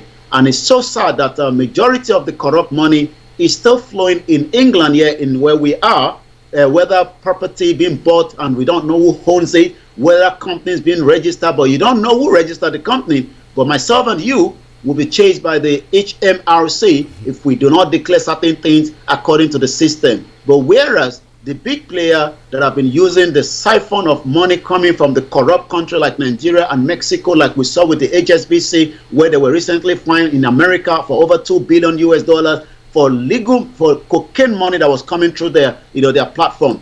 When I watched that video, it made me realize that things has already fallen apart in Nigeria, and Nigerians will become that part of the world that millions of people will not be able to be saved. When I come back to the second edition of this broadcast, we'll be looking at ISIL that have now become part of Nigeria, according to United Nations Security Council, almost less than 48 hours ago. Let me come back again to you in the studio with Archie and Frank. It is Starr Radio UK. The best way to follow us is make sure you stay tuned on our apps, on our website. You can get everything you need to know. This is where the weekend starts. Thank God it's Friday, because some people get paid every Friday. I do not get paid on Friday. Maybe you get paid on Friday, whoever is listening to us. Yes, it's nice that you have got a pay. Think about the people in Africa who are on strike because they've worked for what? Months, years, and they've not received any remuneration from them. Anthony Adedeji, good morning to you. Amayo says that bag of rice in 2015 was 8,000 naira. But now it is 35,000 naira, 450% increase. Now he goes on, he's enumerating a lot of them. It's a dollar was 150 naira in 2015, but now it's 550 naira. Motorcycles were 90,000 naira in 2015. It's now 400,000 naira, 450%. And just to help you out there, the exchange rate means that the pounds, I hope you can hear me back in the studio. Yes, we can hear you. Yeah, it's about almost 45 pounds for those that might be asking what does that mean in the exchange rate here in UK. Okay, so that is there for you. And it says that they promise to make $1 to $1 equivalent to $1 in 2015. But what do we are using the same script that Akufo-Addo used. I told you. But actually, it's very serious. I mean, look, Osibanjo should now come and explain how does it, come out to put a plan in place to say that between 2015 to date, I have supervised and be part of the people who supervise the increment of poverty, people with extreme poverty, by 22%. because from 70 to 86% over the last 7 years, that is a 22% increment. Unacceptable. And for me, anything that he's going to do now, going forward, Nigerians should get figures and be asking him, prove to us, because if this is more than moonwalking, because if we're going to follow you for the last 6 years, this is how far you brought us. If we're going to follow you again by the next 7 years, reverse. Because this is the reverse. We are still on the next level. We're on the next level, Frank. This is the next level. This is the next level. They started with the change in 2014, 2015, but we're still on the next level. This is a reverse gear on a slope. You know those big articulators, when you are going, sometimes they put this wood in this. Chalk. Chalk. This is the one that has run over the chalk. We are going into the abyss. And the Nigerians are at the bottom of the cliff. And this is coming. It is sad. It is sad. Serious. I don't know, but let's look at, global trend at the moment. Here in the UK, we're talking about increment, and we're talking about inflation. We're talking about a lot of things that, cost of living is high. So do we blame it all on them? We can say that across the globe, there is that is happening. Actually, we blame it on them because, look, cost of living is going high everywhere globally. The justification and the kind of this and that we draw. I saw Gabi Ochiri that was trying to draw it the other time what is happening there. Actually, in this country, that is why the government has made provision for the most vulnerable in our society. So the people we define as extremely poor in Nigeria will not go and basically be begging. Scavenging. We saw pictures, let's say, from Afghanistan. People scavenging. We cannot have that situation. People might be mentally dizzy. This type of scavenging you will have over here, the institutions step in to make provision. So you take Tesco for instance. When Tesco has sandwiches that are not going to be sold, what do? The institution like food banks. And every community, look, next to us over here, SDA, they have a food bank. So at every point in time, there are a bit of support networks that are there to help people. We're talking a situation where you turn to your left is dark. You turn to your right, there's like a hole over there that you move back and you fall in. So where do you tend to? Those are the situations we're looking at here. Now, when we have to blame them is a type and a kind of contrast that is signed. Okay, if you take Ghana for example, look, Norway has a population of around 7 million. Okay. Their oil fund that they have is in trillions. It's in trillions. Right? They have a port of about 600 million there. Right? Look at Nigeria. What sort of contract have we signed? You take Ghana for instance. Look, we signed a contract that people were coming to drill oil, and we gave all the percentages out to people. And not only that, we still continue to sign those contracts today as if the lessons we've learned over the years are not enough. Once Top Buhari from say, okay, our oil sector, we're going to look at it. We're going to devote 5% of it to look at extreme poor. Every governor should make sure we have data of the most extreme poor. That every month we give them a stipend, something at least, or even if it is food handouts. That at least every month these people will have something to eat. Are you getting me? Libya was the only African country that was doing it. Are you getting me? You look at what happened even in Nigeria when this COVID issue coming. Politically wicked wizards and witches were storing food that were meant for the poor desperate for their political ambitions.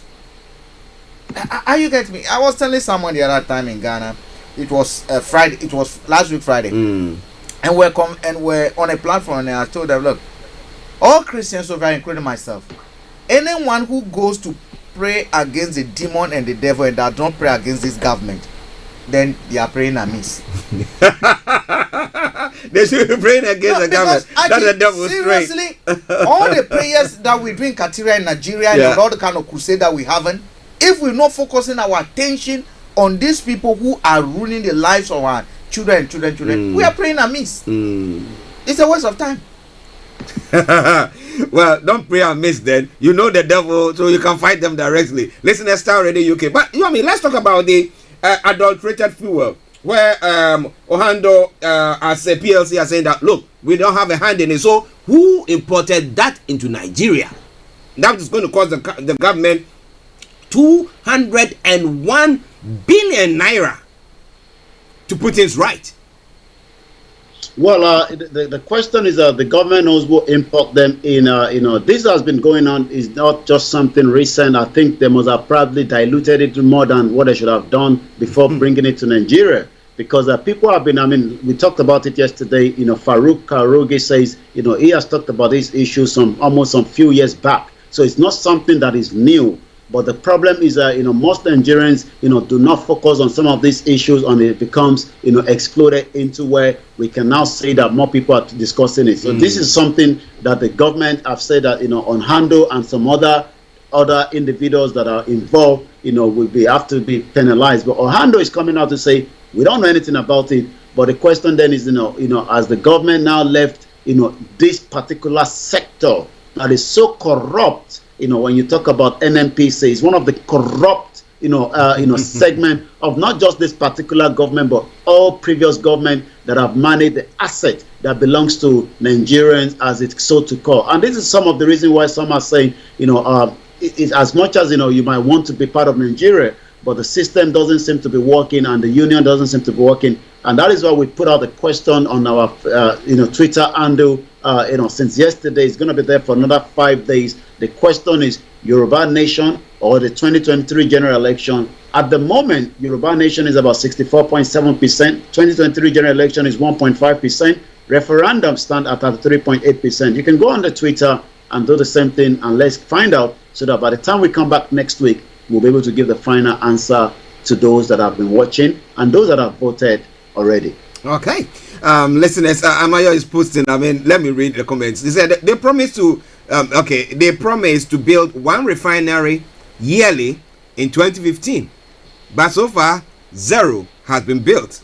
Now revolution, now referendum, now freedom, now. Okay. Now it says things fall apart and the center cannot hold.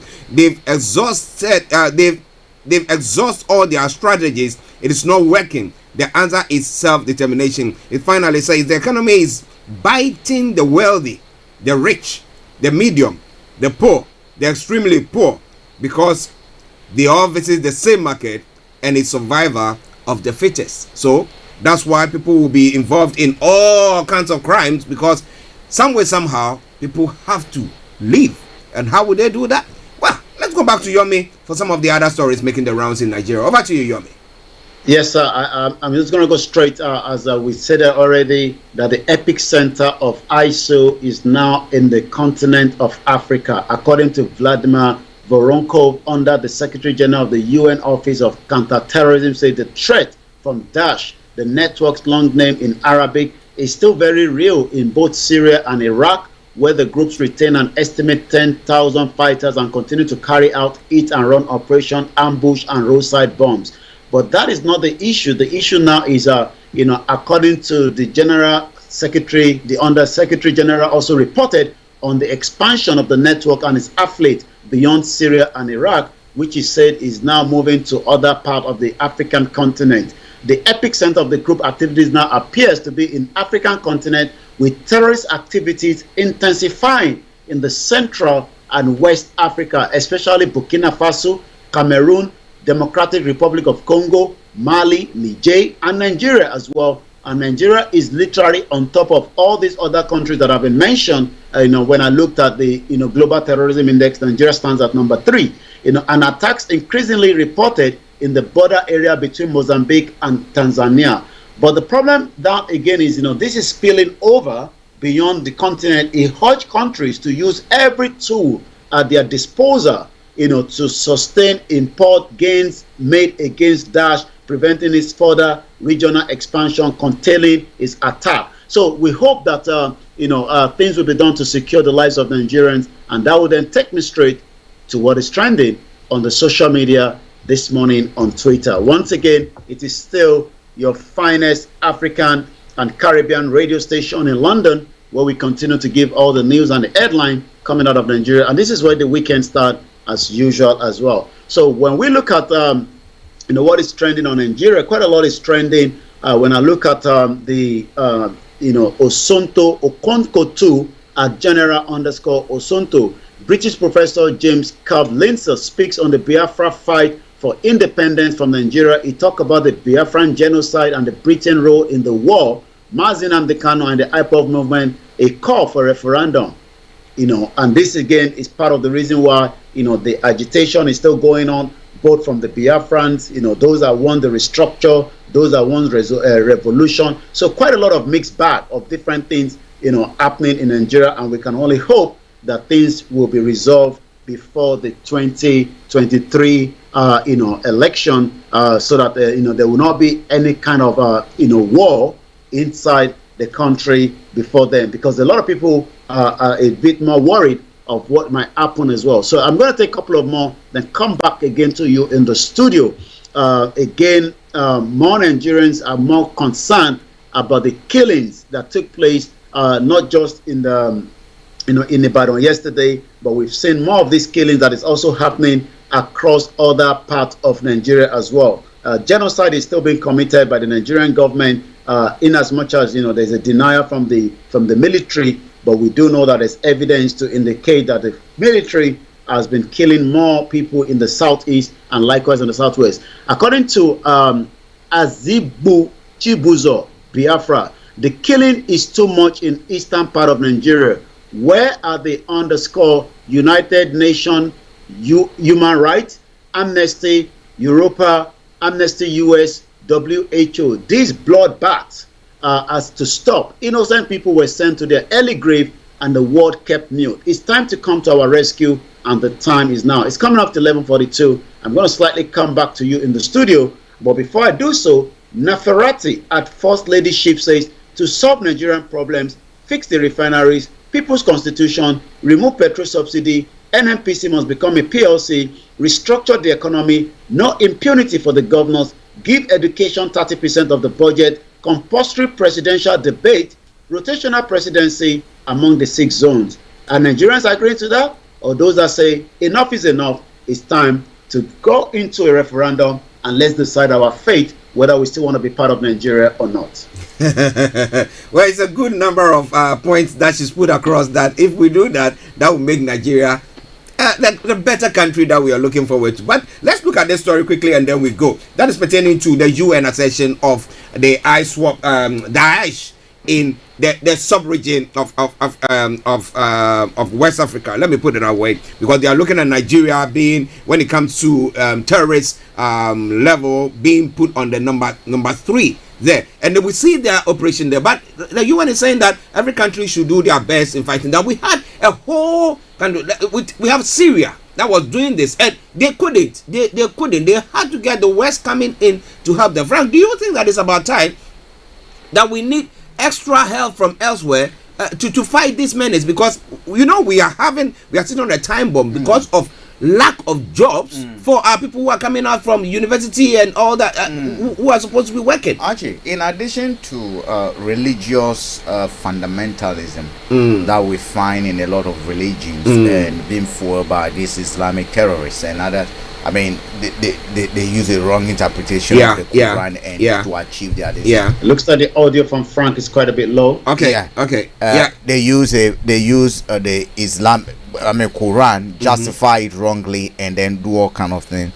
I do think that we should be looking at how did they recruit some of these people. I was looking at a report yesterday where a Ghanaian was part of those who were arrested by the US. By the officials as part of those who were part of the IS group that were fighting. Then you look what will motivate someone to want to go and join. Some of these people are actually attracted to bread and butter. They want to leave. And Nigeria is, a lot of it has to do with frustration, lack of it. Because if you're able to, someone completed school, if they have any apprenticeship doing, call it even apprenticeship. Due time they will have time even to go. Even if a few of them will do, the number will be very minimal. So we cannot solve poverty issue we cannot solve terrorism issue without looking out the employment side and skill side of it. Because look, when your tummy is terrorizing you, your brains begin to work, because the first terrorism starts from your tummy. Of course. When it's terrorizing you, your brains begin to work differently. I mean, look, someone who is sleeping, probably is sleeping under a roof that is not, they don't have what ceiling. They sleep and it's raining. At 3 a.m. they are awake. They are counting the gutters. Yeah, because the holes that the water is dripping. I mean, the tummy is terrorizing them. That is the truth. So our leadership needs to work on that. That's the recruitment aspect of it. They also need to collaborate across the sub-region. Why is Nigeria not working actively with Cameroon, Niger, and those bordering Benin to be able to say that, okay, let's come together? What can we do?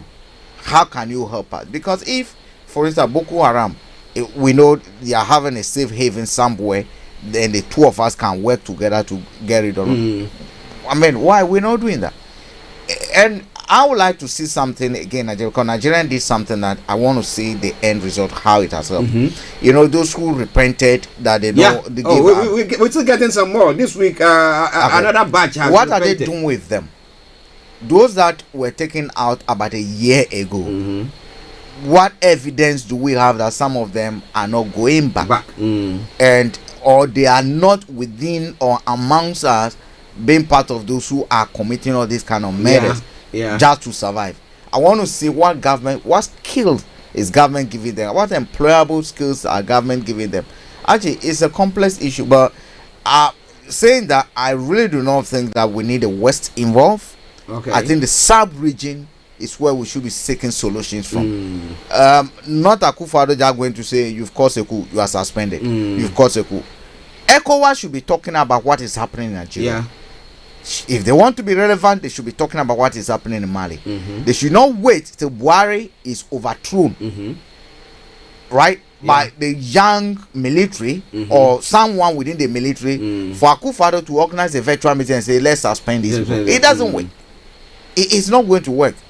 This one I was telling someone that, look, ECOWAS on a daily basis, Kofi Ale, good morning. ECOWAS on a daily basis digging its own grave because it's becoming completely irrelevant.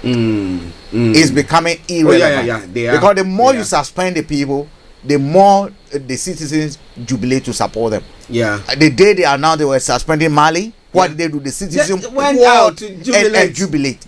Thank you for giving us freedom. That's it. That is it. And they're gonna be thinking. They're gonna be thinking again. Are you get me? I mean, people are desperate within the sub-region. And what you see, you were reading something earlier on. What would have been best at the time Ghanaians are fighting that e-levy should not be passed? Yesterday there was a massive demonstration. The opposition have threatened that even in case e-levy is passed within the first 100 days, they will cancel it. What would have been a good demonstration to say that you are a caring government when you are promising that you want to be physically responsible? That saying, okay, I'm traveling to Europe, I'm going to use commercial, a business class, just to show people that we are. That would have sent a signal that the government is getting the message. But what do? People are demonstrating. We go on private jet. People are on demonstration. The majority leader is celebrating a birthday party with a gift of a birthday, a large birthday party labeled e-levy. I mean, you want to join Boris Johnson in the party here. Before we run up, Olayomi says Nigeria is not working, and Nigeria can never work. Yoruba nation now, no retreat, no surrender. Amayo says Abacha. That's pertaining to terrorism. It says Abacha, Nigerian president in 1996, says if terrorism persists more than 48 hours, it means the government is involved. It is what we are seeing now. That is the question that he is asking, and that is quite a strong statement. We've been asking the question. The authorities have control over the borders. The Toyota Hilux and all those things that those people use. How did they get in there? You see, it is not like a magician sees somewhere. You know those days when no. I do not think that's what happens. We're talking about contaminated fuel. Yeah. It wasn't like rain. No. No, it wasn't rain. It did not rain into Nigeria. It came through the port. Yeah. So if the authorities cannot tell us A, B, C, D, then they don't have control over the system. It means they are either hiding it because they are involved, or they should give way for some people to take over. And I think it's time. It's time. It's time that the youth take over the country. Are the youth going to be able to take over? Yomi? Well, that will be a question that we'll continue to review before the 364 days today, according to the countdown on Starr Radio UK before the election. And the last comment from here on the YouTube says, rotation presidency is out of the question. It is either a regional government or a full independent. By Olatunji Awofeso on the YouTube comment that is coming from here. But like Frank say, the youth take over, and I believe the youth have been on Twitter. Whether that will be materialized on the ground is something different entirely. Amaya says Nigeria had gone beyond repair. Break up and let each region fix their own problem. Amayo and his and all, they've not answered my question. I've always asked a question. What will be the template for the new Yoruba nation? That question remains unanswered. Yeah. That is what, because we don't want people to come, assuming God grant us Yoruba nation today. Who is going to be our president? Who is going to be our leader? What template? How are you going to, do they have a blueprint of dealing with the poor amongst us? How are they going to deal with the farmers? How are they going to ensure that our resources, the kind of contract, bring a blueprint out? Every business must have a bit of a focus, a plan, written or unwritten. Give us a blueprint for the new nation. That this is it, so that we'll begin to do compare and contrast. That is how some of us will say we are now entering a new territory and a new era. Well. Thank you very much, Frank. Yomi, before you go. Well, I say stay tuned with Frank and Archie, for the rest of the program. But for me, I will be back again on Monday. But the weekend start on Starr Radio UK. So make sure you don't go anywhere. We should continue with the program that has not yet ended. Thank you very much once again to those that have joined us from Nigeria throughout this week. We'll be back again same time next week. But the best program will be on Starr Radio UK throughout the weekend. And from me, I say, have a very good morning. Remember, sending money home, use send waves. Remember to use the star code S for Star, R for Radio while you join in for the first time. Have a very good morning. Good morning, Yomi. Well, listeners, it is Starr Radio UK. Updates from Nigeria. That's ended now. But Amayo says that the blueprint is out. Okay, that's good. We want to have a copy. Yeah, we'll have to have a copy so that we can go through it. So Amayo, if you can do us a favor, you can email it to us. Yes. The email address is info@starradiouk.com. info@starradiouk.com. It said it will be government that gives power to the people. That is interesting. That would be a good one. Government that gives power to the people. I understand that, but I want to see how it's going to be delivered. Yeah. Because they might have good ideas. Yes, I want to see how it's going to be delivered. Yeah. We're talking about poverty today. Yeah. What is government going to do to halt the trend of poverty? What are they going to do to ensure that a girl that is birthed, let's say 20 miles away from the city, is going to be able to have an opportunity to get decent education, similar to what someone in the city is getting. That because I live in the village doesn't mean that I should be condemned to death when I'm suffering from stomach ache. Are you getting me? How are they going to do that? That's what I want to see.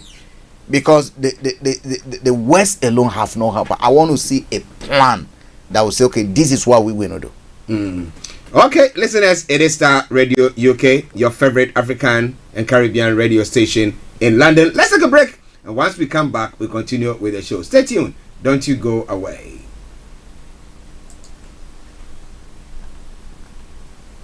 You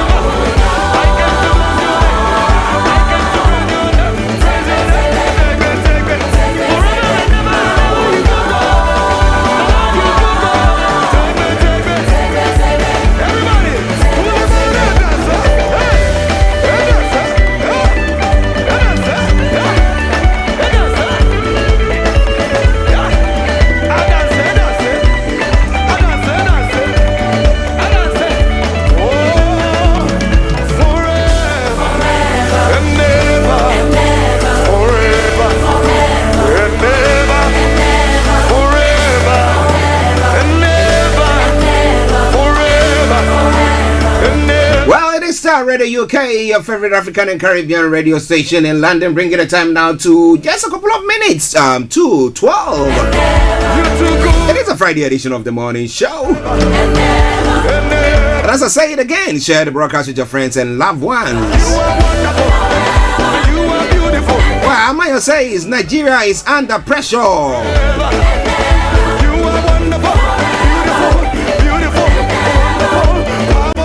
Not only Nigeria, but it looks like across the globe. I mean, especially the African countries, especially those in the sub-Saharan Africa, West Africa. Oh my goodness! Oh my goodness! Did I say more about them?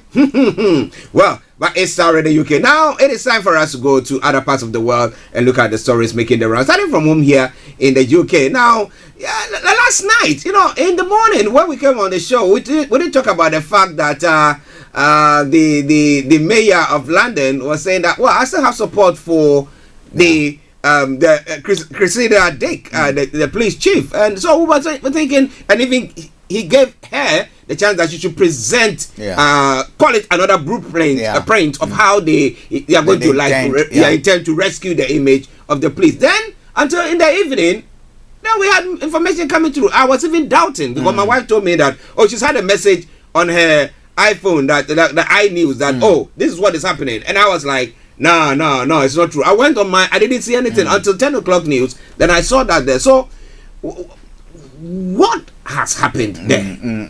Archie, this is not the first time we're having a mayor who is from a different political party when a government is needed. If you look at even Boris Johnson himself, when he was a mayor, we had Labour in power. I think Tony Blair time too, we had someone who was a mayor from a different party. Tony Blair's time, it was somebody from Labour. Who they sacked? What is his name? Ken. But before Ken, there was someone. There was someone before. There was someone before Ken. Now, Archie, you see, leadership is not a demonstration of the fact that, or there to prove that every crime that has happened, you were not part of it. What leadership is there for? It's just like a football team. When you're playing on the field, the coach is held responsible because anything that goes on. Because you're supposed to give direction, you're supposed to coach, you're supposed to inspire, and it is your watch that is happening. And that is why we call on governments when certain things are happening. Look, as a police chief, there was no way you could have been where Sarah Evra was for you to protect her from the people. There was no way you could have, where you are as a chief, there was no way you would have been where those police officers who were taking image of the people who have been killed. There was no way you could have been there. What happened, the racism that was happening, the report that came out, there's no way you were going to be there. But the question we asked, when you heard about it, what have you done to be able to ensure that we do not have a reoccurrence of that? What measures have you put in place? So if you just come out to talk without telling us anything, Archie, or without showing us anything, that's just like we asking the Nigerian, the Yoruba people now to give us a blueprint. As a chief, what we expect from you is to be able to tell us, these are the loopholes that have resulted in ABCD. Going forward, ABCD is what we're going to be doing. If you look at the checks that led to how did they come that we miss the police officer who killed, how come that the check did not pay, the WhatsApp message, how come? You should be able to, that's why you're a leader, be able to say, okay, or come out with a blueprint. This is what, even if what you are putting in place fails, at least we know that you've acted with all intent and purposes to be to want to change the situation. My understanding was that a conversation went on, and the mayor asked that a report should be submitted to his office how the chief is planning to deal with the situation to repair the image of the place, not just to repair the image, because that would be like, look, putting an icing on a cake, right? How are you going to ensure that what goes into the making of the cake does not result in producing a cake surface that will need icing being put in it when the inside is rotten? Yeah. What are you going to change within the place? And I understand what came up was not satisfactory, and the mayor demanded a 24-hour resubmission of another report, which she thought she wasn't going to be able to fulfill. And at that point in time, the mayor, according to report, if that doesn't happen, you lose confidence. And that's exactly what happened there. So the question again we ask, since last year all this has been happening, is she telling us that no active consultation, no proactive measures, nothing was being done within the institution itself, so that at least you produce a look, this is what we've been doing, this happened during Sarah Everett, this is what we put in place, this is what we put in place, the method, this is what is it are we being told with this development that the place administration was actually not doing anything effective to be able to stop reoccurrence of this? And my answer will be yes. You know, it's sad. Now we have a situation where they have to now look for another person to lead this body. But my worry is, like you said, she being the police chief will be at her office, wherever it is. Okay, what do you call that place? Scotland Yard. Okay, and somebody who can be here in Croydon police station and might be doing something else. Now it's quite difficult, because this is not something that you say that the person is wearing something that is glaring for you to know that this person is behaving this way. So behind the scenes, it's quite difficult. Actually, behind the scenes is very, very difficult. We understand. The question is, what are you going to put in place to ensure that the loopholes that were exploited will not be actually available for others to exploit again? Are you getting me? And in any case, when the report comes out, or when such evidence comes out, how swiftly do you deal with it? How swiftly do you deal with it? I mean, actually, in my view, for instance, I think with what happened with Sarah Everett this thing, and even with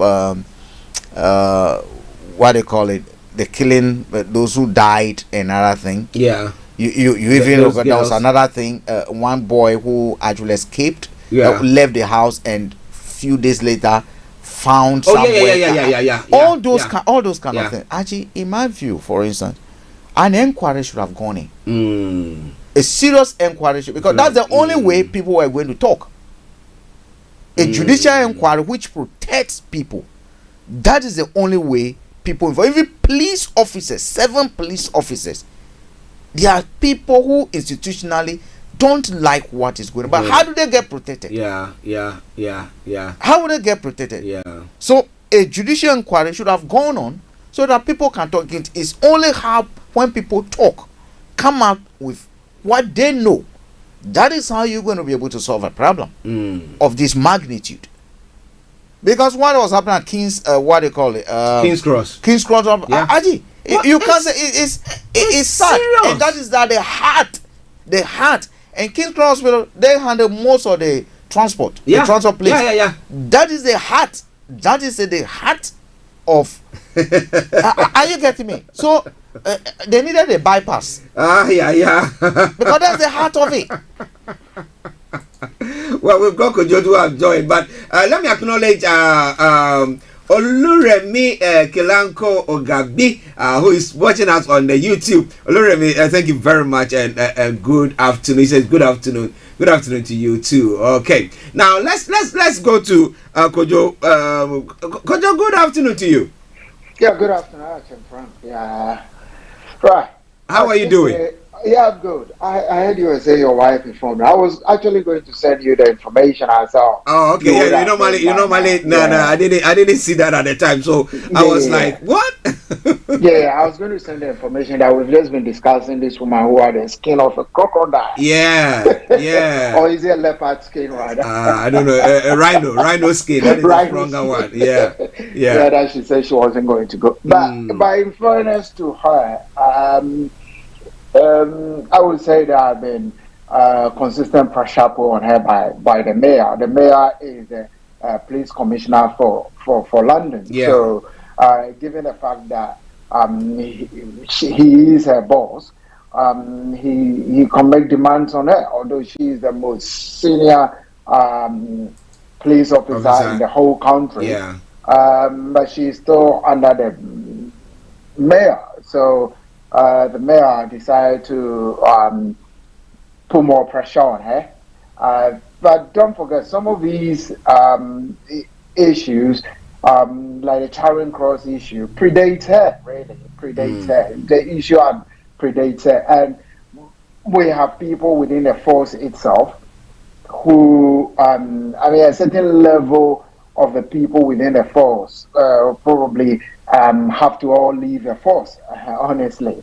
So there are a certain group of people that will have to leave the force or move out of the force. How are you going to flush out all those people? Yeah. I mean, it's a difficult position to be as a leader of the Met. And, people might accuse her of not doing enough.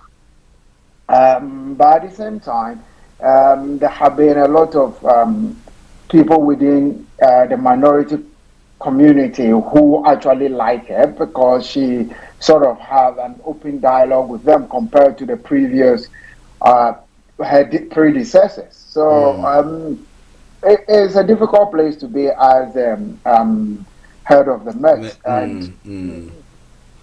But she's made so many the mistakes could directly or indirectly be attributed to her. So there have been some gaps. In the wake of the Sarah Everard issue, she could have stepped in. Fine, we do understand. She could have stepped in and said, look, let the people go on with the vigil, but be sensible in the policing of the vigil. When Downing Street issue also came in, she could have taken a stand, but not put under pressure to later on do it when there were other policemen reporting that this was going on in Downing Street, but she didn't do much about it, really. It's a difficult one. The Home Office, that's the Home Secretary, has had a banter with the Labour, the mayor, and she is of the view that look, you gave this woman a chance to come out with the blueprint as we are talking about. By the time you gave her, you are putting too much pressure on her because it's not something like you just do that. The mayor also has to protect himself. The mayor must be seen as also acting, right? The mayor also has a responsibility and must be seen as acting. The question is, what has Chris Sadiq been doing? Because if all this has happened and she can tell us that she has not done more or she hasn't done anything, that if they call on you 1 minute to say that, oh, this Sarah Everard happened, what have you done to change the culture within the institution? And you're telling me that the time is too short? No, I don't think so.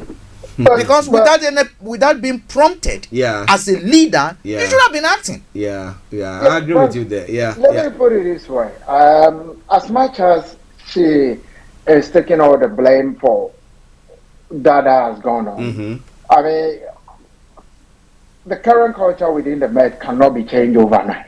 Oh, yes. Look, it cannot be changed within the shortest possible time. So we have to, that's why I'm saying, to be fair to her, some of the people who are also leaders within the Met, because let's forget she works with a team of people, they also have to take a bit of fair blame for it. I mean, to change that whole style.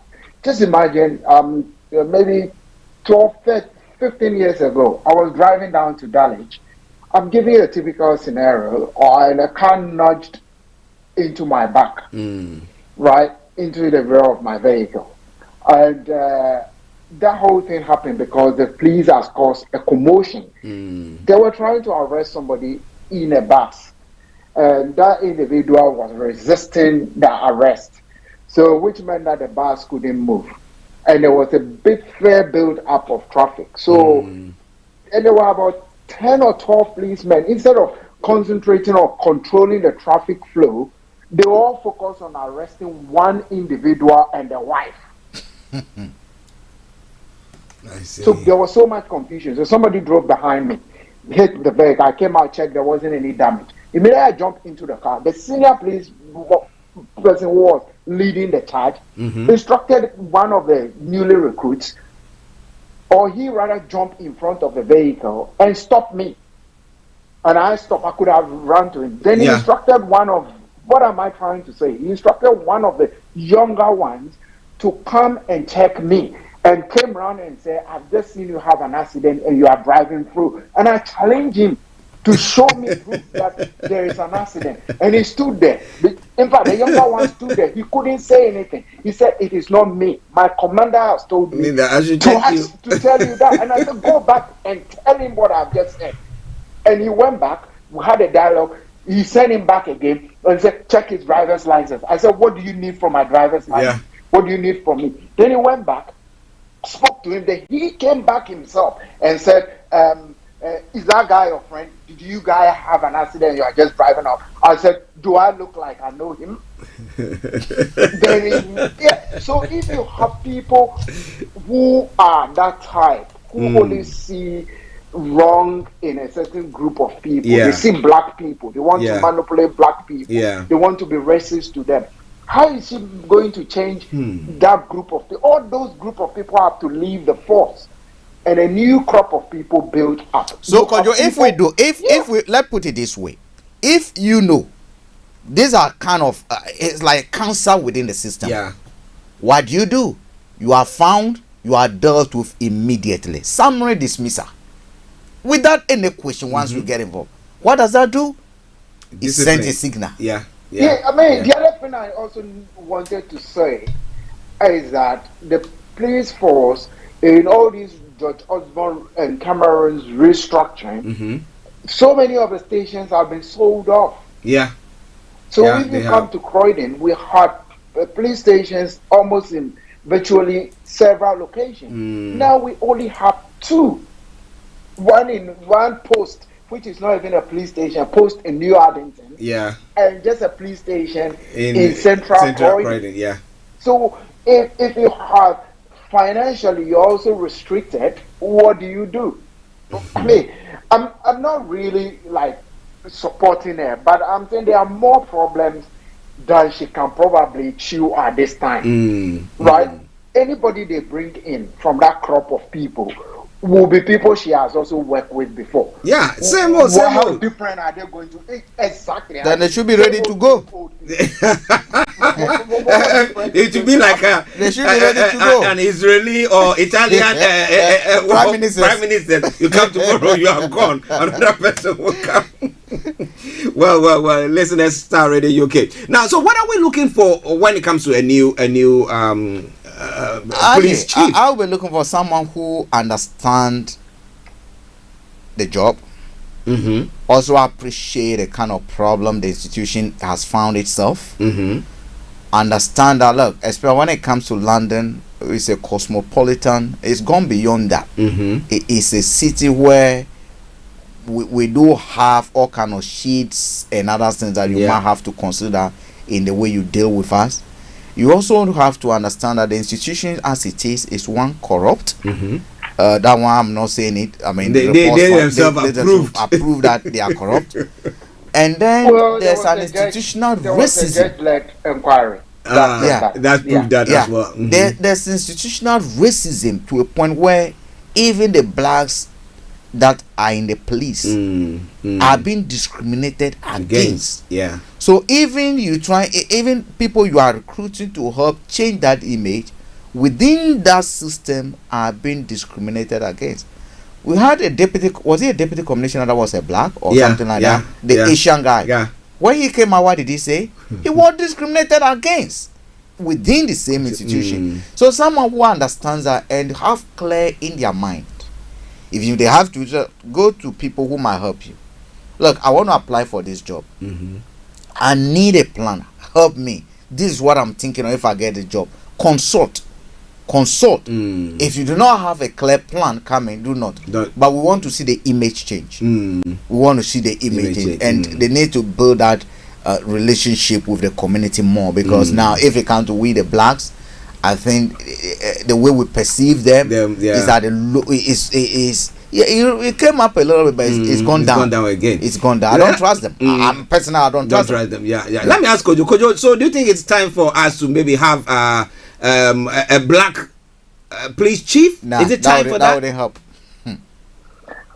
Well, you're talking about a minority police chief, somebody from the BAME community. I don't want to use the word BAME. It annoys me. So let me say from anybody from the minority. Yeah. Well, that's also a difficult one. You can have somebody coming from the minority group of people who are policemen, but they could seriously be undermined by the same racists who are still in the corps and make their life unbearable. So, I mean, it's a difficult. Anyone who comes in, or whether they are black, Asian, Chinese, wherever the Chinese are also Asian. So, just for want of description. Well, it has to be a culture shift. I mean, in some places they are called a paradigm shift. Really, there has to be a serious culture shift of the way things are done and the way people think. I mean, if you're talking about people taking selfies of the two sisters, is that going to stop? Although people have been punished for it, people have been dismissed and put in prison for it, would that say people shouldn't continue taking selfies of crime scene and sharing it among themselves? Maybe for now, because two people have been put in jail, it would have put some fear into some people. But there are some who don't really care. They will probably still go on and do whatever they want to do and discriminate, be racist to other people, show misogyny and all those type of things. They'll continue to do it. I mean, so it's going to take a radical culture shift. I mean, towards the attitude of people. Don't forget that the attitude that they have kind of, to some extent, mirrors the attitude in society. So those are individuals who are part of our society, but who have found themselves among law enforcement. That reminds me of the Ku Klux Klan, the way they used to operate. So so they have to have someone who. Are you going to bring somebody from America? America has its own problems with how they police. Are you going to bring somebody from Australia? I would say no. If you look at the treatment of minorities in Australia, and the Aborigines, I mean, so it's really a tricky situation. Are they bringing somebody from Canada? Maybe Canada might be better, but would a Canadian want to come and serve in the force? Maybe yes, maybe no. So looking at the extent of things that need to be corrected within the force itself,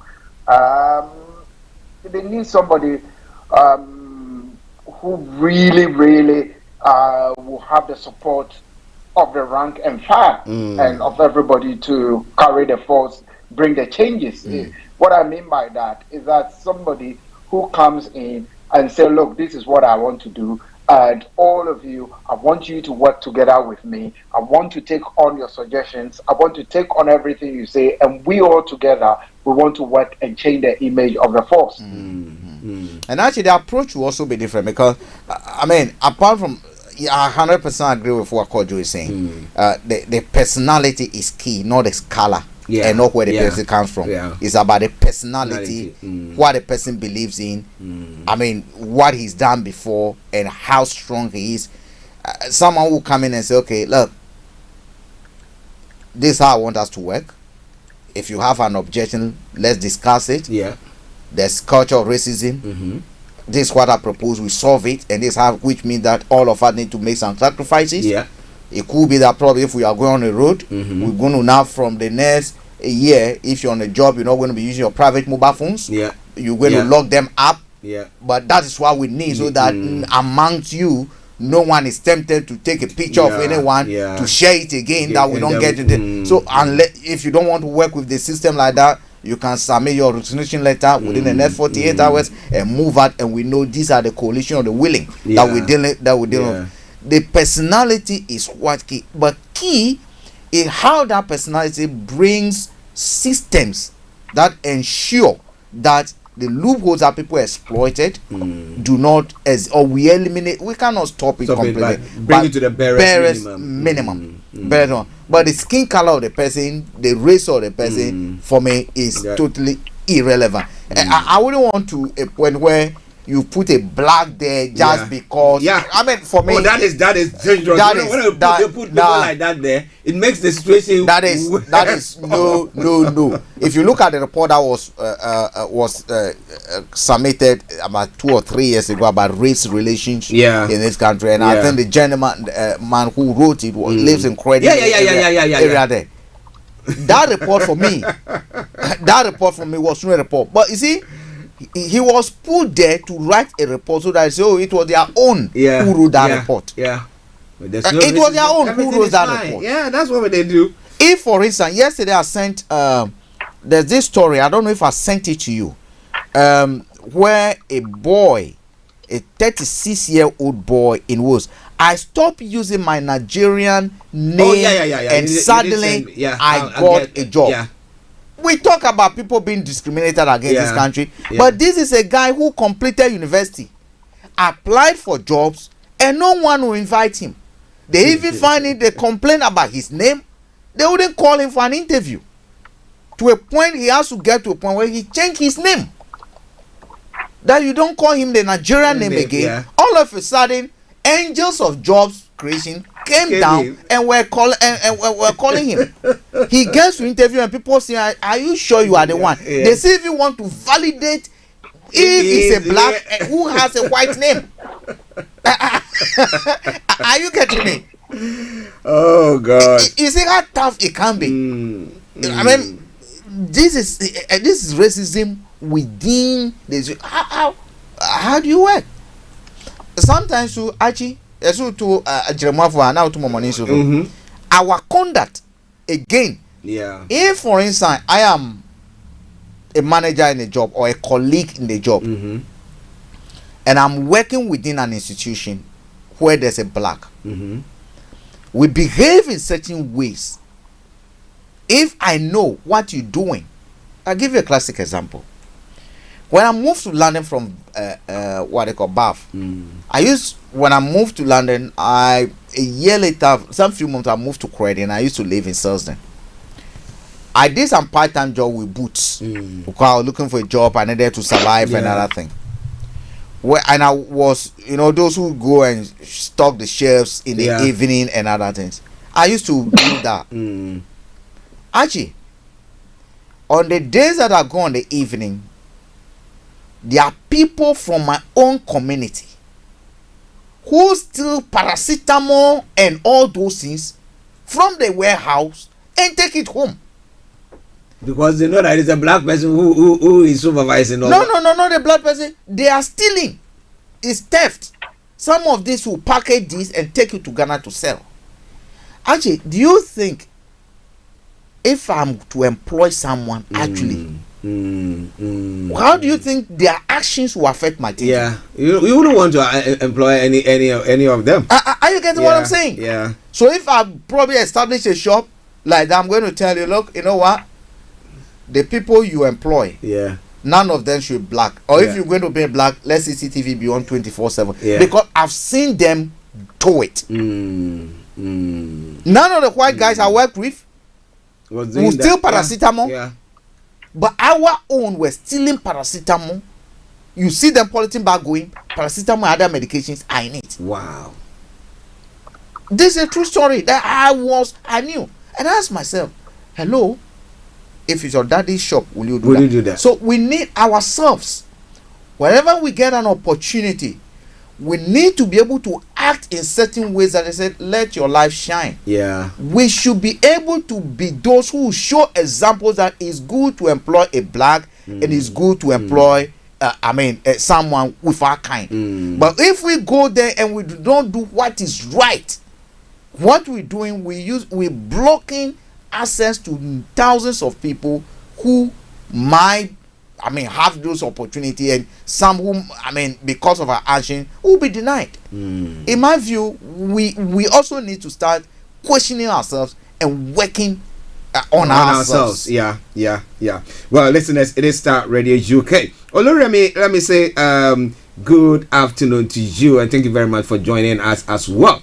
She says that saying that Nigeria has cracked. Well, so far as it's not falling apart completely, we can mend it, can't we? Okay. Yeah, let me announce the lines open. 0208-133-2257 or 58. 0208-133-2257 or 58. Those of you in the US or Canada, it's 001-718-303-2737. 001-718-303-2737. Text on WhatsApp 075-3966-1744. Our Twitter handle is Starr Radio UK, and email address is info@starradiouk.com. Now, where you can post your comments on our Facebook page as others have done, and we will read it. With me in the studio, Mr. Frank Davis, and we have Kojo in South London as well, and we're bringing you the rest of the stories that's making the round. Our money man has given us the permission to use his slot, because he says that he can see that there are lots of stories that we need to actually tackle, so we should go on today. We need money. We need money. Yeah, but he's saying that you should go to our podcast session. You go to the social media platform. Last week the program that we did, that was last week. That was the fourth. Go there. It tells you about all these changes and the government, the financial support that they are giving to us and everything. The discussion is there, so go there and really listen to it. It will help you a great deal. And there are lots more of podcasts pertaining to how you manage your money. If you have any issues pertaining to your account or anything, then you have to contact Mr. Dan Tabiri, CEO of GI Accountancy Services, or contact Starr Radio UK and we'll link you up with him. Now, we've been talking about this for months now, and now it looks like Joe Biden is saying that U.S. citizens should leave Ukraine. So, is he saying something? Is he smelling something? Yesterday, something happened during the one of the press conferences where the foreign secretary of the UK and the Russian foreign minister were having a conversation, and things. I mean, the Russian foreign minister was saying that, well, it's like you having a discussion or a discuss with somebody who is deaf. And whatever you are saying, the person doesn't seem to hear it or to understand what is going on, and decided to walk off. And that was when the press conference ended. So, are we seeing something that for Biden to now call on U.S. citizens and say leave? Because if you don't leave and the worst happens, we are not going to come in there to rescue you. Maybe because of how serious the whole thing is going to be. What do you think? Archie, I do not see a war happening. I don't see it. Can happen, but I don't see how it's going to happen. I also think that Russia is not going to allow Crimea to be taken again, and will not allow Ukraine leaders to want to annex that area back. It's not going to happen. You see, one problem I've had with the West in dealing with all this is they come up with their template and they think Russians will append his signature. Look, this is not Ghana. This is not Buhari you are dealing with. Who comes to negotiate, come with a team of experts who have no pen, have no writing pen. They listen, they borrow your pen to sign on it, and they leave. They finish the negotiation. Right? This is not the kind of people you're dealing with. The foreign minister went there pretending or behaving like a robot that has been pre-programmed. That this is what we want from Russia, and that is how it has to be. So Russia must buy and dance to the tune of the robot. I don't think that's how negotiation is supposed to work. When we're dealing with issues, I have concerns. Russia has genuine concerns. How is the West dealing with those concerns? They sent a written document. These are concerns. I'm not saying grant them all their concerns, but you will not come here midway. You want them to append their signatures to what you have strategically analyzed, worked on for years, say that if we do this strategically, it gives us advantage. And they should append their signature. Archie, hello, I don't think it's going to work. Even where I see it myself, it's difficult to do that. So I don't see how Putin, when they know there are triggers that they can push, that will make especially Europe. But you see, one thing that UK and European leaders are not looking at, they call US their ally. Archie, we know, as a matter of fact, a lot of gas that we're using today is now about 40% of it comes from Russia. But we also have gas increasingly coming from the US. Frozen gas. Coming from the US. So if they can push them away, then they can sell it. So if Russia gas go low, the supply to Europe, who is going to prosper? Who is going to benefit? Is it not a US? Actually, let's proceed. Hey, Kojo, do you think it's just a threat? Well, I have this idea in my head, going around in my head. Sergei Lavrov had been a foreign minister for 18 years. And Liz Truss has been barely 8 months. I just see one bully boy. And one bully boy showing his experience in dealing with foreign negotiations. And one girl who is parroting what they've written on paper. How is that going to work? Who has just gone there to present what she's been told to present. So she hasn't got the ability to do any negotiation without having to consult with Prime Minister Boris Johnson and President Joe Biden. So, but Sergei Lavrov can make his own decisions based on his relationship with Putin, and he knows exactly what his president wants him to do, and he goes to do it, and the president will support him. Putin will support everything he does. So it is really going to be a diplomatic problem when the Western countries are finding it difficult to cut across to Russia, who also has their own plan. So it's not going to really work. I don't see where the compromise is going to be. A threat of sanction doesn't tear the shirt of Putin. He doesn't really care. Put more sanctions.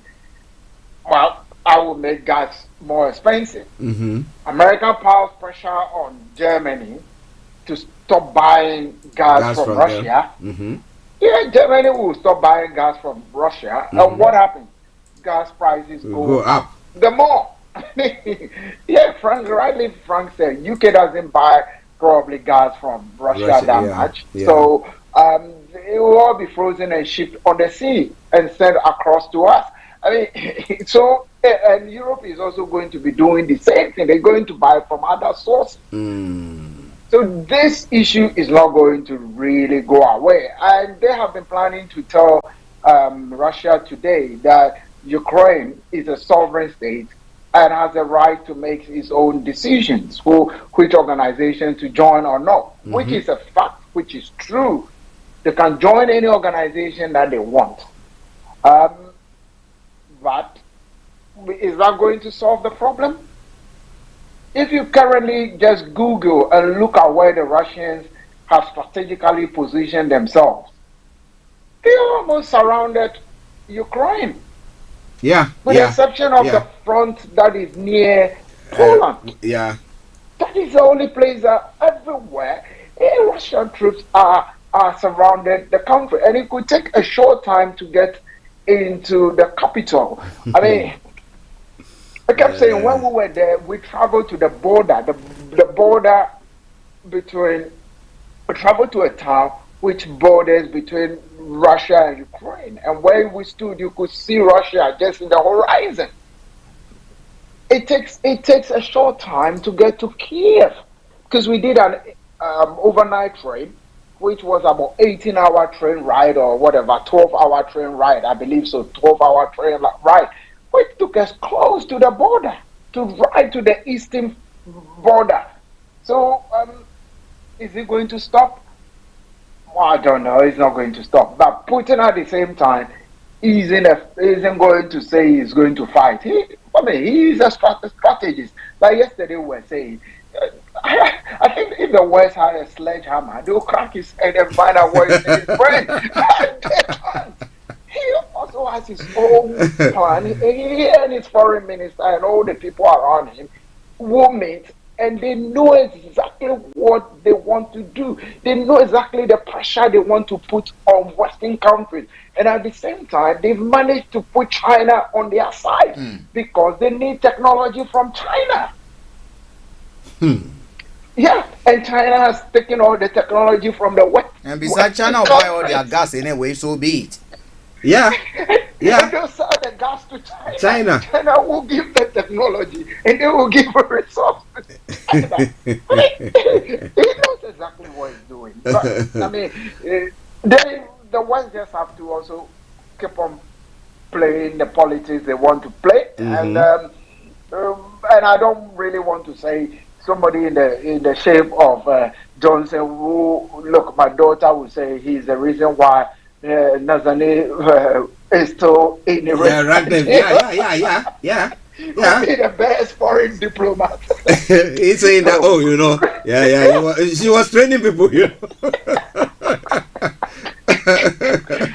Interesting. But what do you say? Just a quick one. A quick one on that before we go to Ghana. On Macron's visit to Russia, where he was supposed to have been taking a COVID test, but they said no, they won't allow him to take. The French decided no, they won't allow him because they are scared that his DNA will be taken by the Russians. I mean, he should have done his own COVID test before going. I mean, that's the most sensible thing to do. He should have done it in France before going over. And when he got there, he could have said he would just do a lateral flow. He bought a kit. Yeah. I mean, and I think for national leaders, there should be some kind of way out for them to be doing lateral flow or do the test 24 hours before they go, because they can travel at short notice. So if they did it 24 hours before or even 12 hours before the trip, that is acceptable. But not doing it and going on the trip, and when you get there, the people are saying, oh, you've not done your test in the last 24 hours. Of course, they want to take a test. So if you don't want them to take your DNA, what are they even going to do with his DNA? What are they going to do? They might clone him and then come up with another. I don't think they'll be wasting time over there. They just want to use that noise to shadow the failure that he suffered over there, because they achieved nothing. I mean, look, we've had a phone call. Boris Johnson has spoken. I mean, Macron is there, has gone there, and now what the chief couldn't achieve, how can the linguist? I mean, they didn't even have a concerted Archie, wait to be that. The truth is that they didn't have a concerted front. To go. They are just doing it differently. So no, it is a destructive strategy. They want to cover what is happening over there. Boris Johnson spoke to the person. If they couldn't, he couldn't sort it out. How can you say foreign secretary can go and sort something out? The chief himself has spoken. we had a conversation, and now you are sending a linguist. The defense secretary is on his way there today. To do what? He's also going to tell them you got big bombs that you have. It's to divert attention from the party gate. The chief wasn't taken serious. Yeah. Putin refused to talk to him. This party gate Well, listen, it's Starr Radio UK. We've got 70 minutes to go. Let's go to Ghana.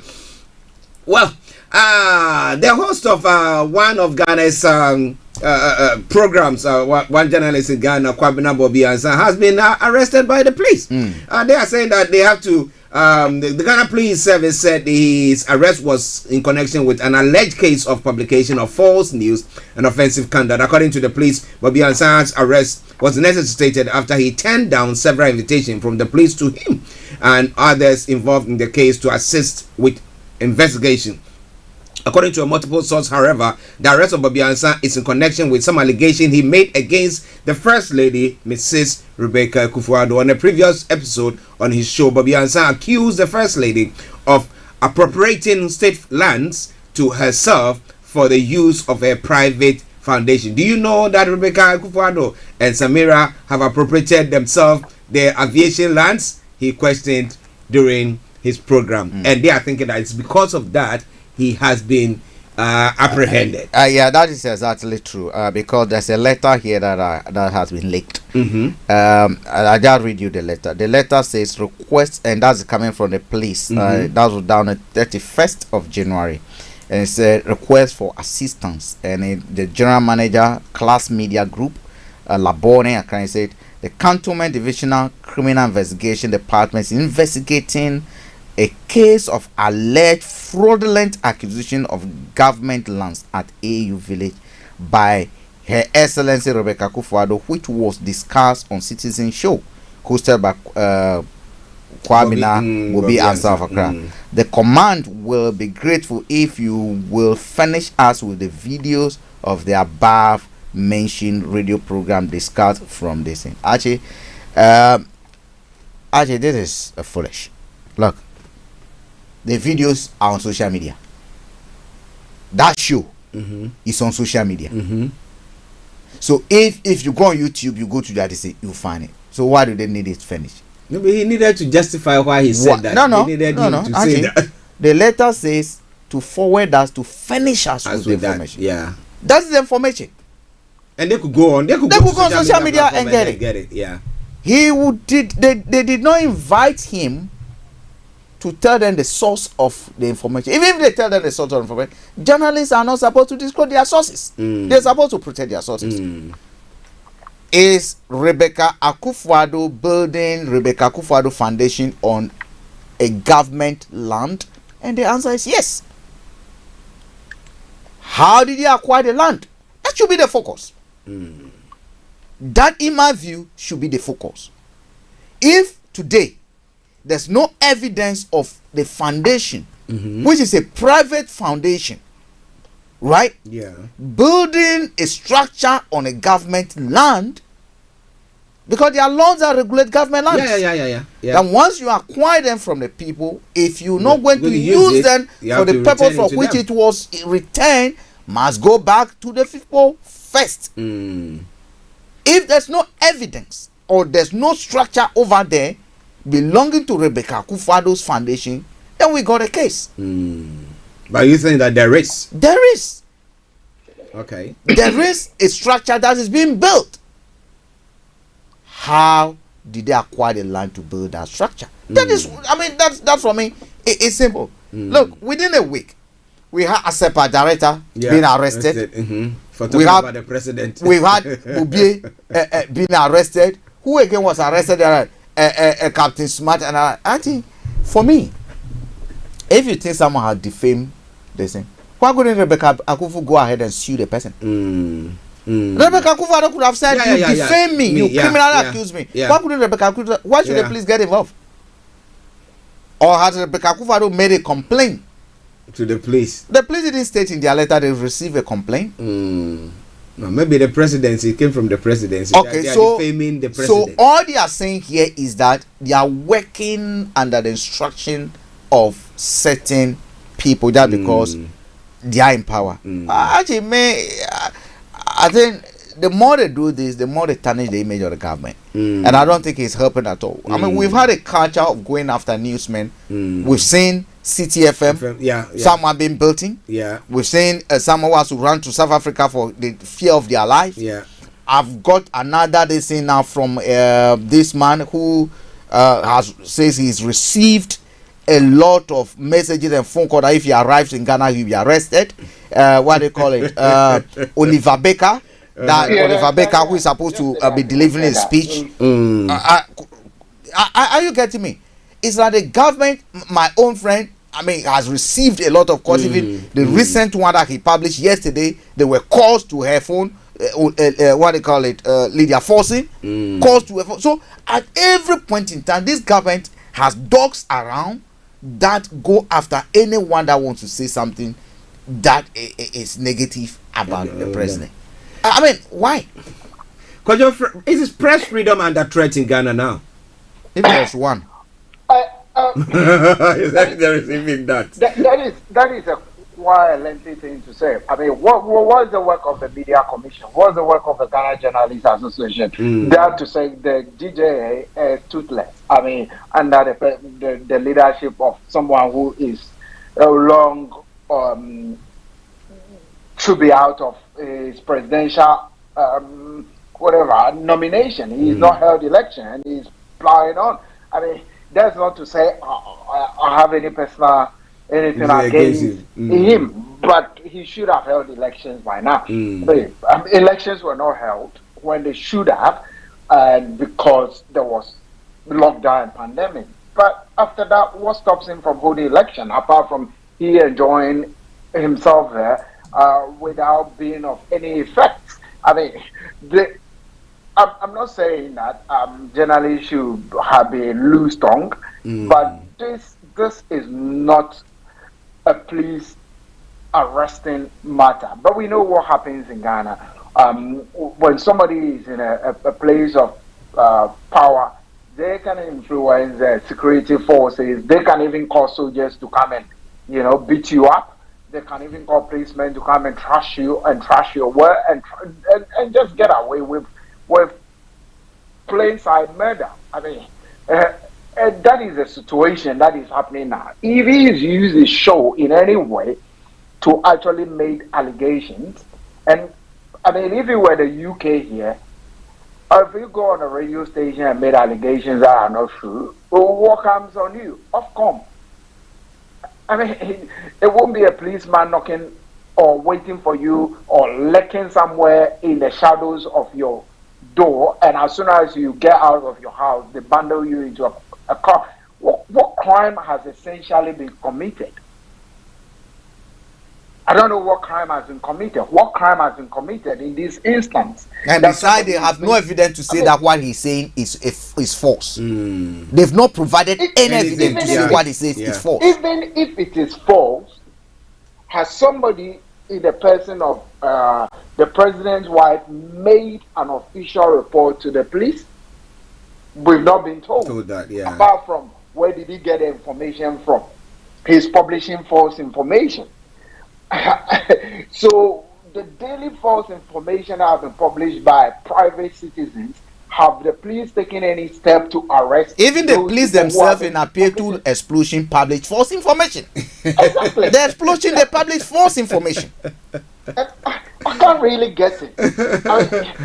If we were in Ghana today, some of the things we say, would have been gone. Have had a gun. Yeah, I've been watching. I said, it's just unbelievable. I mean, unbelievable. What crime has he actually committed? What crime? He's not committed any crime. I mean, we were yesterday angry with the convener of the Fix Ghana demo. Who was saying that he was the one who's going to conduct a coup by himself. I would say that he shouldn't say that. He's going to be arrested. Yeah. He's going to be arrested. Yeah, and I said I don't know whether he's still in the UK or he's in Ghana. If he's in Ghana, he will be arrested. Yeah. If he's in the UK, he won't go to Ghana until there's a change of government. If I were him, I would stay away clear. As soon as he gets there, he will be at the airport. He won't even be given a chance to get home. You know, so I don't know what crime he has committed to be picked after his show at 10 p.m. I think the security service has gone too far. I mean, the media commission is there to everything you think is wrong to them. That is why you go to the media commission and say, look, I've had a false publication. They should be retracted. Look, all the kind of things that Kennedy Agyapong has been saying, has anybody picked him up? No, above the law. So this is what really, I think we've all agreed on that it is wrong. I mean, it is plainly wrong. If he says something against the president or against the vice president or against the president's wife, vice president's wife, is that an arrestable, if there's a word like that, an arresting situation? No, it's not a crime. What crime has been reported against him? He's not committed any crime, apart from making an allegation. So now they're going to say he's published a false information. So that is the crime they want to charge him with. And otherwise, you should be proven guilty. You, the person committing the offense, should be proved guilty by the prosecution. The people who prosecute you or the people who pick you up, but not just arresting you because they think you are game for arrest. It's just wrong. It's wrong. It's abuse. It's just abuse of people's private freedom, personal freedom. I mean, like the one I cited the other day about the University of Cape Coast. Somebody had power, so the vice chancellor and his team should all be fired. And they were all fired from the University of Education, Winneba. And he went for an investigation with the Economic Crime Office Commission, and they said they have done nothing wrong, but they were still not returned to post because somebody didn't like them. Is that right? No, it doesn't happen in any democracy. Well, the rule of law, is it or is it not? It is already okay. We're going to be running up. We've got about just 6 minutes, but there's this story that I wanted to touch on quickly, and then we go away. Now, e-levy will be approved without Adwo Asafo. Now, Kennedy Agyapong, who Adwo Asafo happens to be the mother of two of his kids, has come out to say that Adwo Asafo is holding the whole MPP to ransom because of the e-levy. They are looking at their numbers once again, so they think that Adwo Asafo should come in. And we have the pollster Ben Efson saying that they need to fire Adwo Asafo so that the by-election is held. And then, so what is going on? Archie, I think again this is victimization of a poor woman. That is one. In fact, those who are talking about Adwo Asafo in the first place, they know how much Safo Katanka gave Akufo-Addo before he even became president. When he was trying all this, they know how much that man pumped into Akufo-Addo's campaign. Or did they think Akufo-Addo just became a president? That's aside. Archie, no one leaves parliament without permission, right? Whether you are Kokolo party, Akufo-Addo party, or whatever. Once you have sworn an oath as a parliamentarian, apart from your party, you have a responsibility, and the leader of that house is the speaker of parliament, right? The woman was elected by people.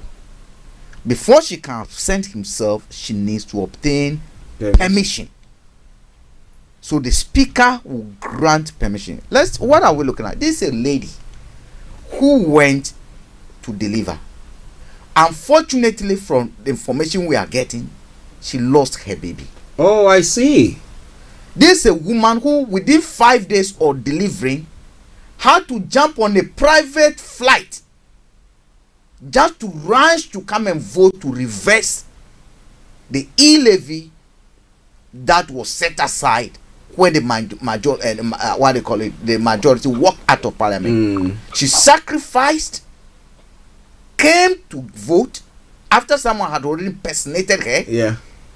Archie, could this woman even be going to postnatal depression? In Ghana, we don't know anything about. Are you getting me? Depression. I think the last thing that we expect politicians to be doing is to be going after this woman the way they are going. This is a woman who has lost a baby within a short period of time. I do not think a Joseph will be out of parliament without the speaker's approval. Because when you don't come to parliament for 21 days, your seat can be declared vacant. So the speaker even has authority to the power given constitutionally to declare that seat vacant, because whosoever is representing the people must be seen doing the job for their constituents.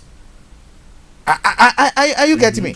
So if the speaker is aware that Ajasafo, they know there's a permission that has been granted. Yeah. So what is their problem? Is that why yesterday night they sent armed police officers and CIDs to go and surround Kwesin's house? Kwesin's house. Kwesin's house as Sakumono, trying to serve her a summons.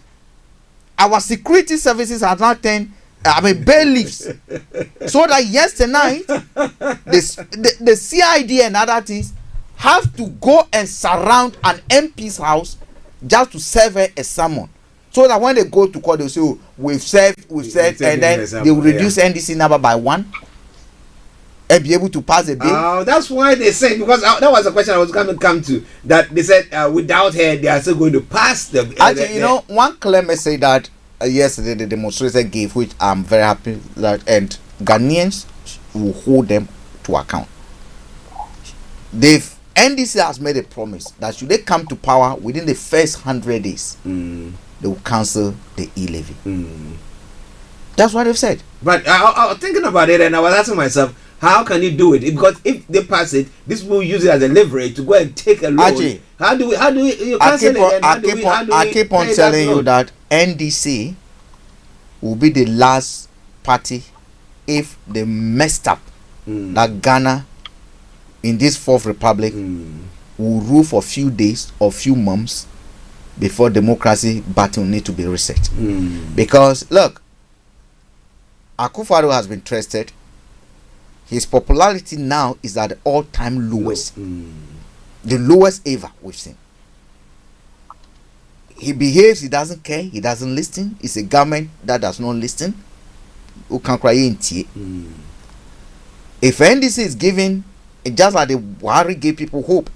Oh, Mahama has been there before. He knows what to do and other things. And people give you the chance and you come and mess up. Forget about Fourth Republic. It's gone. Even NDC members themselves will rise up against their own party. Are you getting me? What they are doing to Ajasafo, for me, look, no one has spoken to her that we know. Because this woman, actually, it's not easy carrying a pregnancy. It's not easy giving a birth and then losing that baby. And then being pushed on a private jet to come and do something for. Come on. This issue of that she demanding to be a majority leader before, I think is blackmailing. They said she wanted to be deputy majority leader. Actually, it's blackmailing. Why didn't they say that when they were doing the appointment? Were all MPs not in a meeting when those nominations were made? Where have they changed the minority deputy before? Never. It's never happened. So, Ajasafo, before the e-levy, was happy that a deputy majority group leader was in place, right? Just because of e-levy, she now can put opinion marking aside and let me. I mean, they think we are dummies. They think we are dummies. They want to incite MPP public against her. They think we are dummies. Actually, it doesn't add up. If I were them, I'll be working with this woman, not working against the woman. Because this woman, in my view, could even be suffering from postnatal depression. Could be suffering from postnatal depression. They are not talking about that. They are not thinking of the welfare of the woman. Or they are thinking of e-levy, so that they can eat more e-levy cakes. Kojo. Look, I think they shouldn't blame. They want to put a blame on her, right? for not getting their E-levy, whatever, through. But I think it's in bad taste, really. And his ex-husband that I mentioned previously also trying to spin the whole thing. They should just leave her alone. I mean, as simple as that. I mean, I think yesterday I said something similar to what Ben Epstein said, that if they really want to move her out of the picture, I don't see why they are putting that in the public domain. I mean, it should be within the party structures to have discussions with her, to find out what her real issues are, and to talk through those issues with her and see how they can manage those issues. But as it stands, they just want to pass the E-levy through Parliament. So they need her to be there to pass that vote so that they win the vote, which I think is just wrong. It's plain wrong. And now they might have put some pressure too on Kennedy at Japan and to talk to her. Maybe Kennedy have gone to her and she probably, I'm just speculating, maybe the next time I'll be picked by the national security people. I'm just speculating now. She might have also said, Kofi, no, this one I won't do. I won't be put under any pressure from you or from any other person. So then he now has gone on air too, as usual, as he is, talk, and say things that probably he shouldn't be saying. I wanted to say use a certain word, but I just stopped. Maybe he might have a punch on his mouth to stop talking too much. So I don't see exactly what the problem of MPP is. If you think you have a problem with a member of your party, that is why, I think yesterday I was saying, that is why you have a whip, a majority whip, a majority leader, as they say in Ghana. Let a majority leader talk to her and let that issue be resolved. As simple as that. You don't go talking to the press and say because Adjoa Safo is not in Parliament, that is why we are not we can't put the E-levy thing through. I mean, why are they so desperate with the E-levy vote to pass? Is that going to solve every problem in Ghana? The answer is no. I mean, we've had so many reasons being given. Now, road contractors are now being told that was 2 days ago, being told, oh, if we pass the levy, we'll pay you. We'll pay you. That levy is a panacea to organize problems. But Mwakwanta cannot account for 1 billion of road funds. I mean, they don't know where it's gone. It's vanished. That's why they will have to use the E-levy. I think we should be more serious than for what they are saying. I mean, initially they wanted to blame the pandemic for all the troubles of the economy. That is falling apart. Akufo-Addo is still using it. Akufo-Addo is still using the pandemic. Yeah, but that argument doesn't work anymore because the World Bank, what did they say? They said they gave Ghana money. Yeah. Sikano ewahe. They're becoming a laughing stock, honestly. Well, what they are trying to do, if I send £10, so today I was looking at the rates. The rates are 1 to 9. Wow. That is serious. Wow. 1 to 9. Wow. So for every £1 you send, they get 9 Ghana cedis. So if I send £10, which is effectively what the E-levy will be charged on. So for every £10 that I send, they pay 1.75 E-levy. I mean, that's a lot. That's a lot. Well, listeners, it's 6 minutes past 1. We have to bring the program to a close. But a quick one, Kojo. Right. Okay, but I'm going to say that just finishing up on the E-levy. Okay, the other one that I saw that about the E-levy, that kind of caught my eye. That is now being alleged by Samnate George that the government has allocated $240 million out of the E-levy to a company established by the government. I don't know where that to one do what? is coming from. Exactly. I'm trying to get a whole gist of the whole story. But that is what he's also saying now. Then that is coming from Nate George. That that's what he alleges, that 250 million is going into something else. So he hadn't actually really given it a full background. That is coming from his Twitter account, where he said the MPP is planning to give $240 million out of the E-levy to establish their own company. I don't know where that is. Whether it's the company that will be doing the collection, because I learned they were trying to get a company, a private entity, to be doing the collection. Now they're going to do is to establish a Kwango, which belongs to them in one way or the other. We've seen it happen with Frontier Services at the airport. Yeah, that's the same thing. We've seen it happen to Magdan at the airport as we speak. I mean, we've seen it in several places. Ghana airport, those Ghana ports. What trade fair, those lands are being so as we speak now. They have fraudulently put a company in place that they are a strategic partner. As we speak, La Beach is being taken over. La Palm Hotel, Elmina Palm Hotel, all those guys snit. All those they fraudulently, I mean, are saying that they want strategic partner. You know what it is? The money they've stolen, they need to be able to put it back into the system and give them ownership of those things. Because it's not if you're going to store money somewhere now, and that's why they like safe havens, tax havens. Yeah. If you're not going to be able to do that, then you need to recycle the money within the system. Just like what happened in Congo.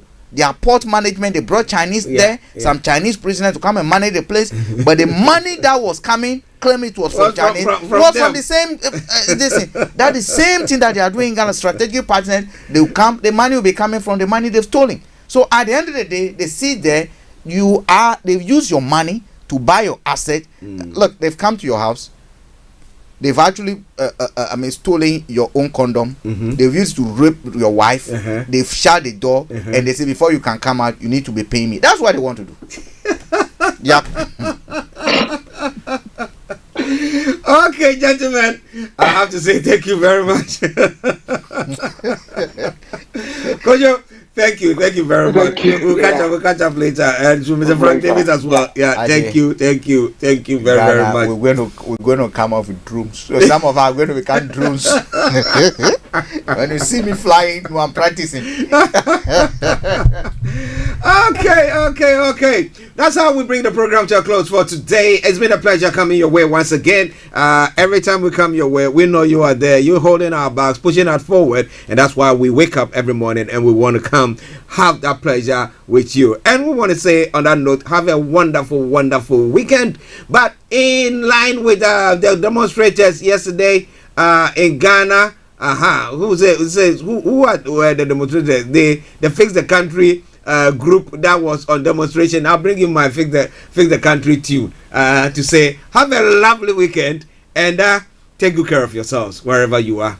And we see you all on Monday, God willing. Bye bye for now.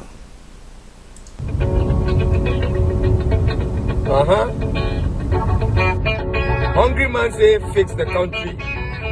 Belleful say fix yourself. Who really needs fixing? Now him.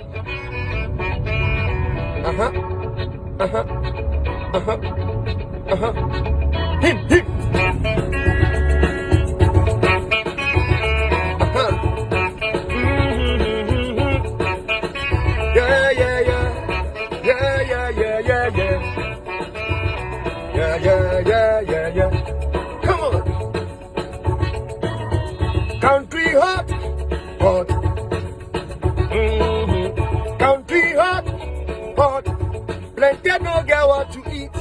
Even picking they feel the heat. So we all they pray for change. Gala. Country hot. Country tough. Everybody feel the heat. Even picking they feel the heat. So we all they pray for change. We say fix the country. They say fix yourself. We say fix the country. They say fix yourself. Yeah. Tell me who and you and me be the country.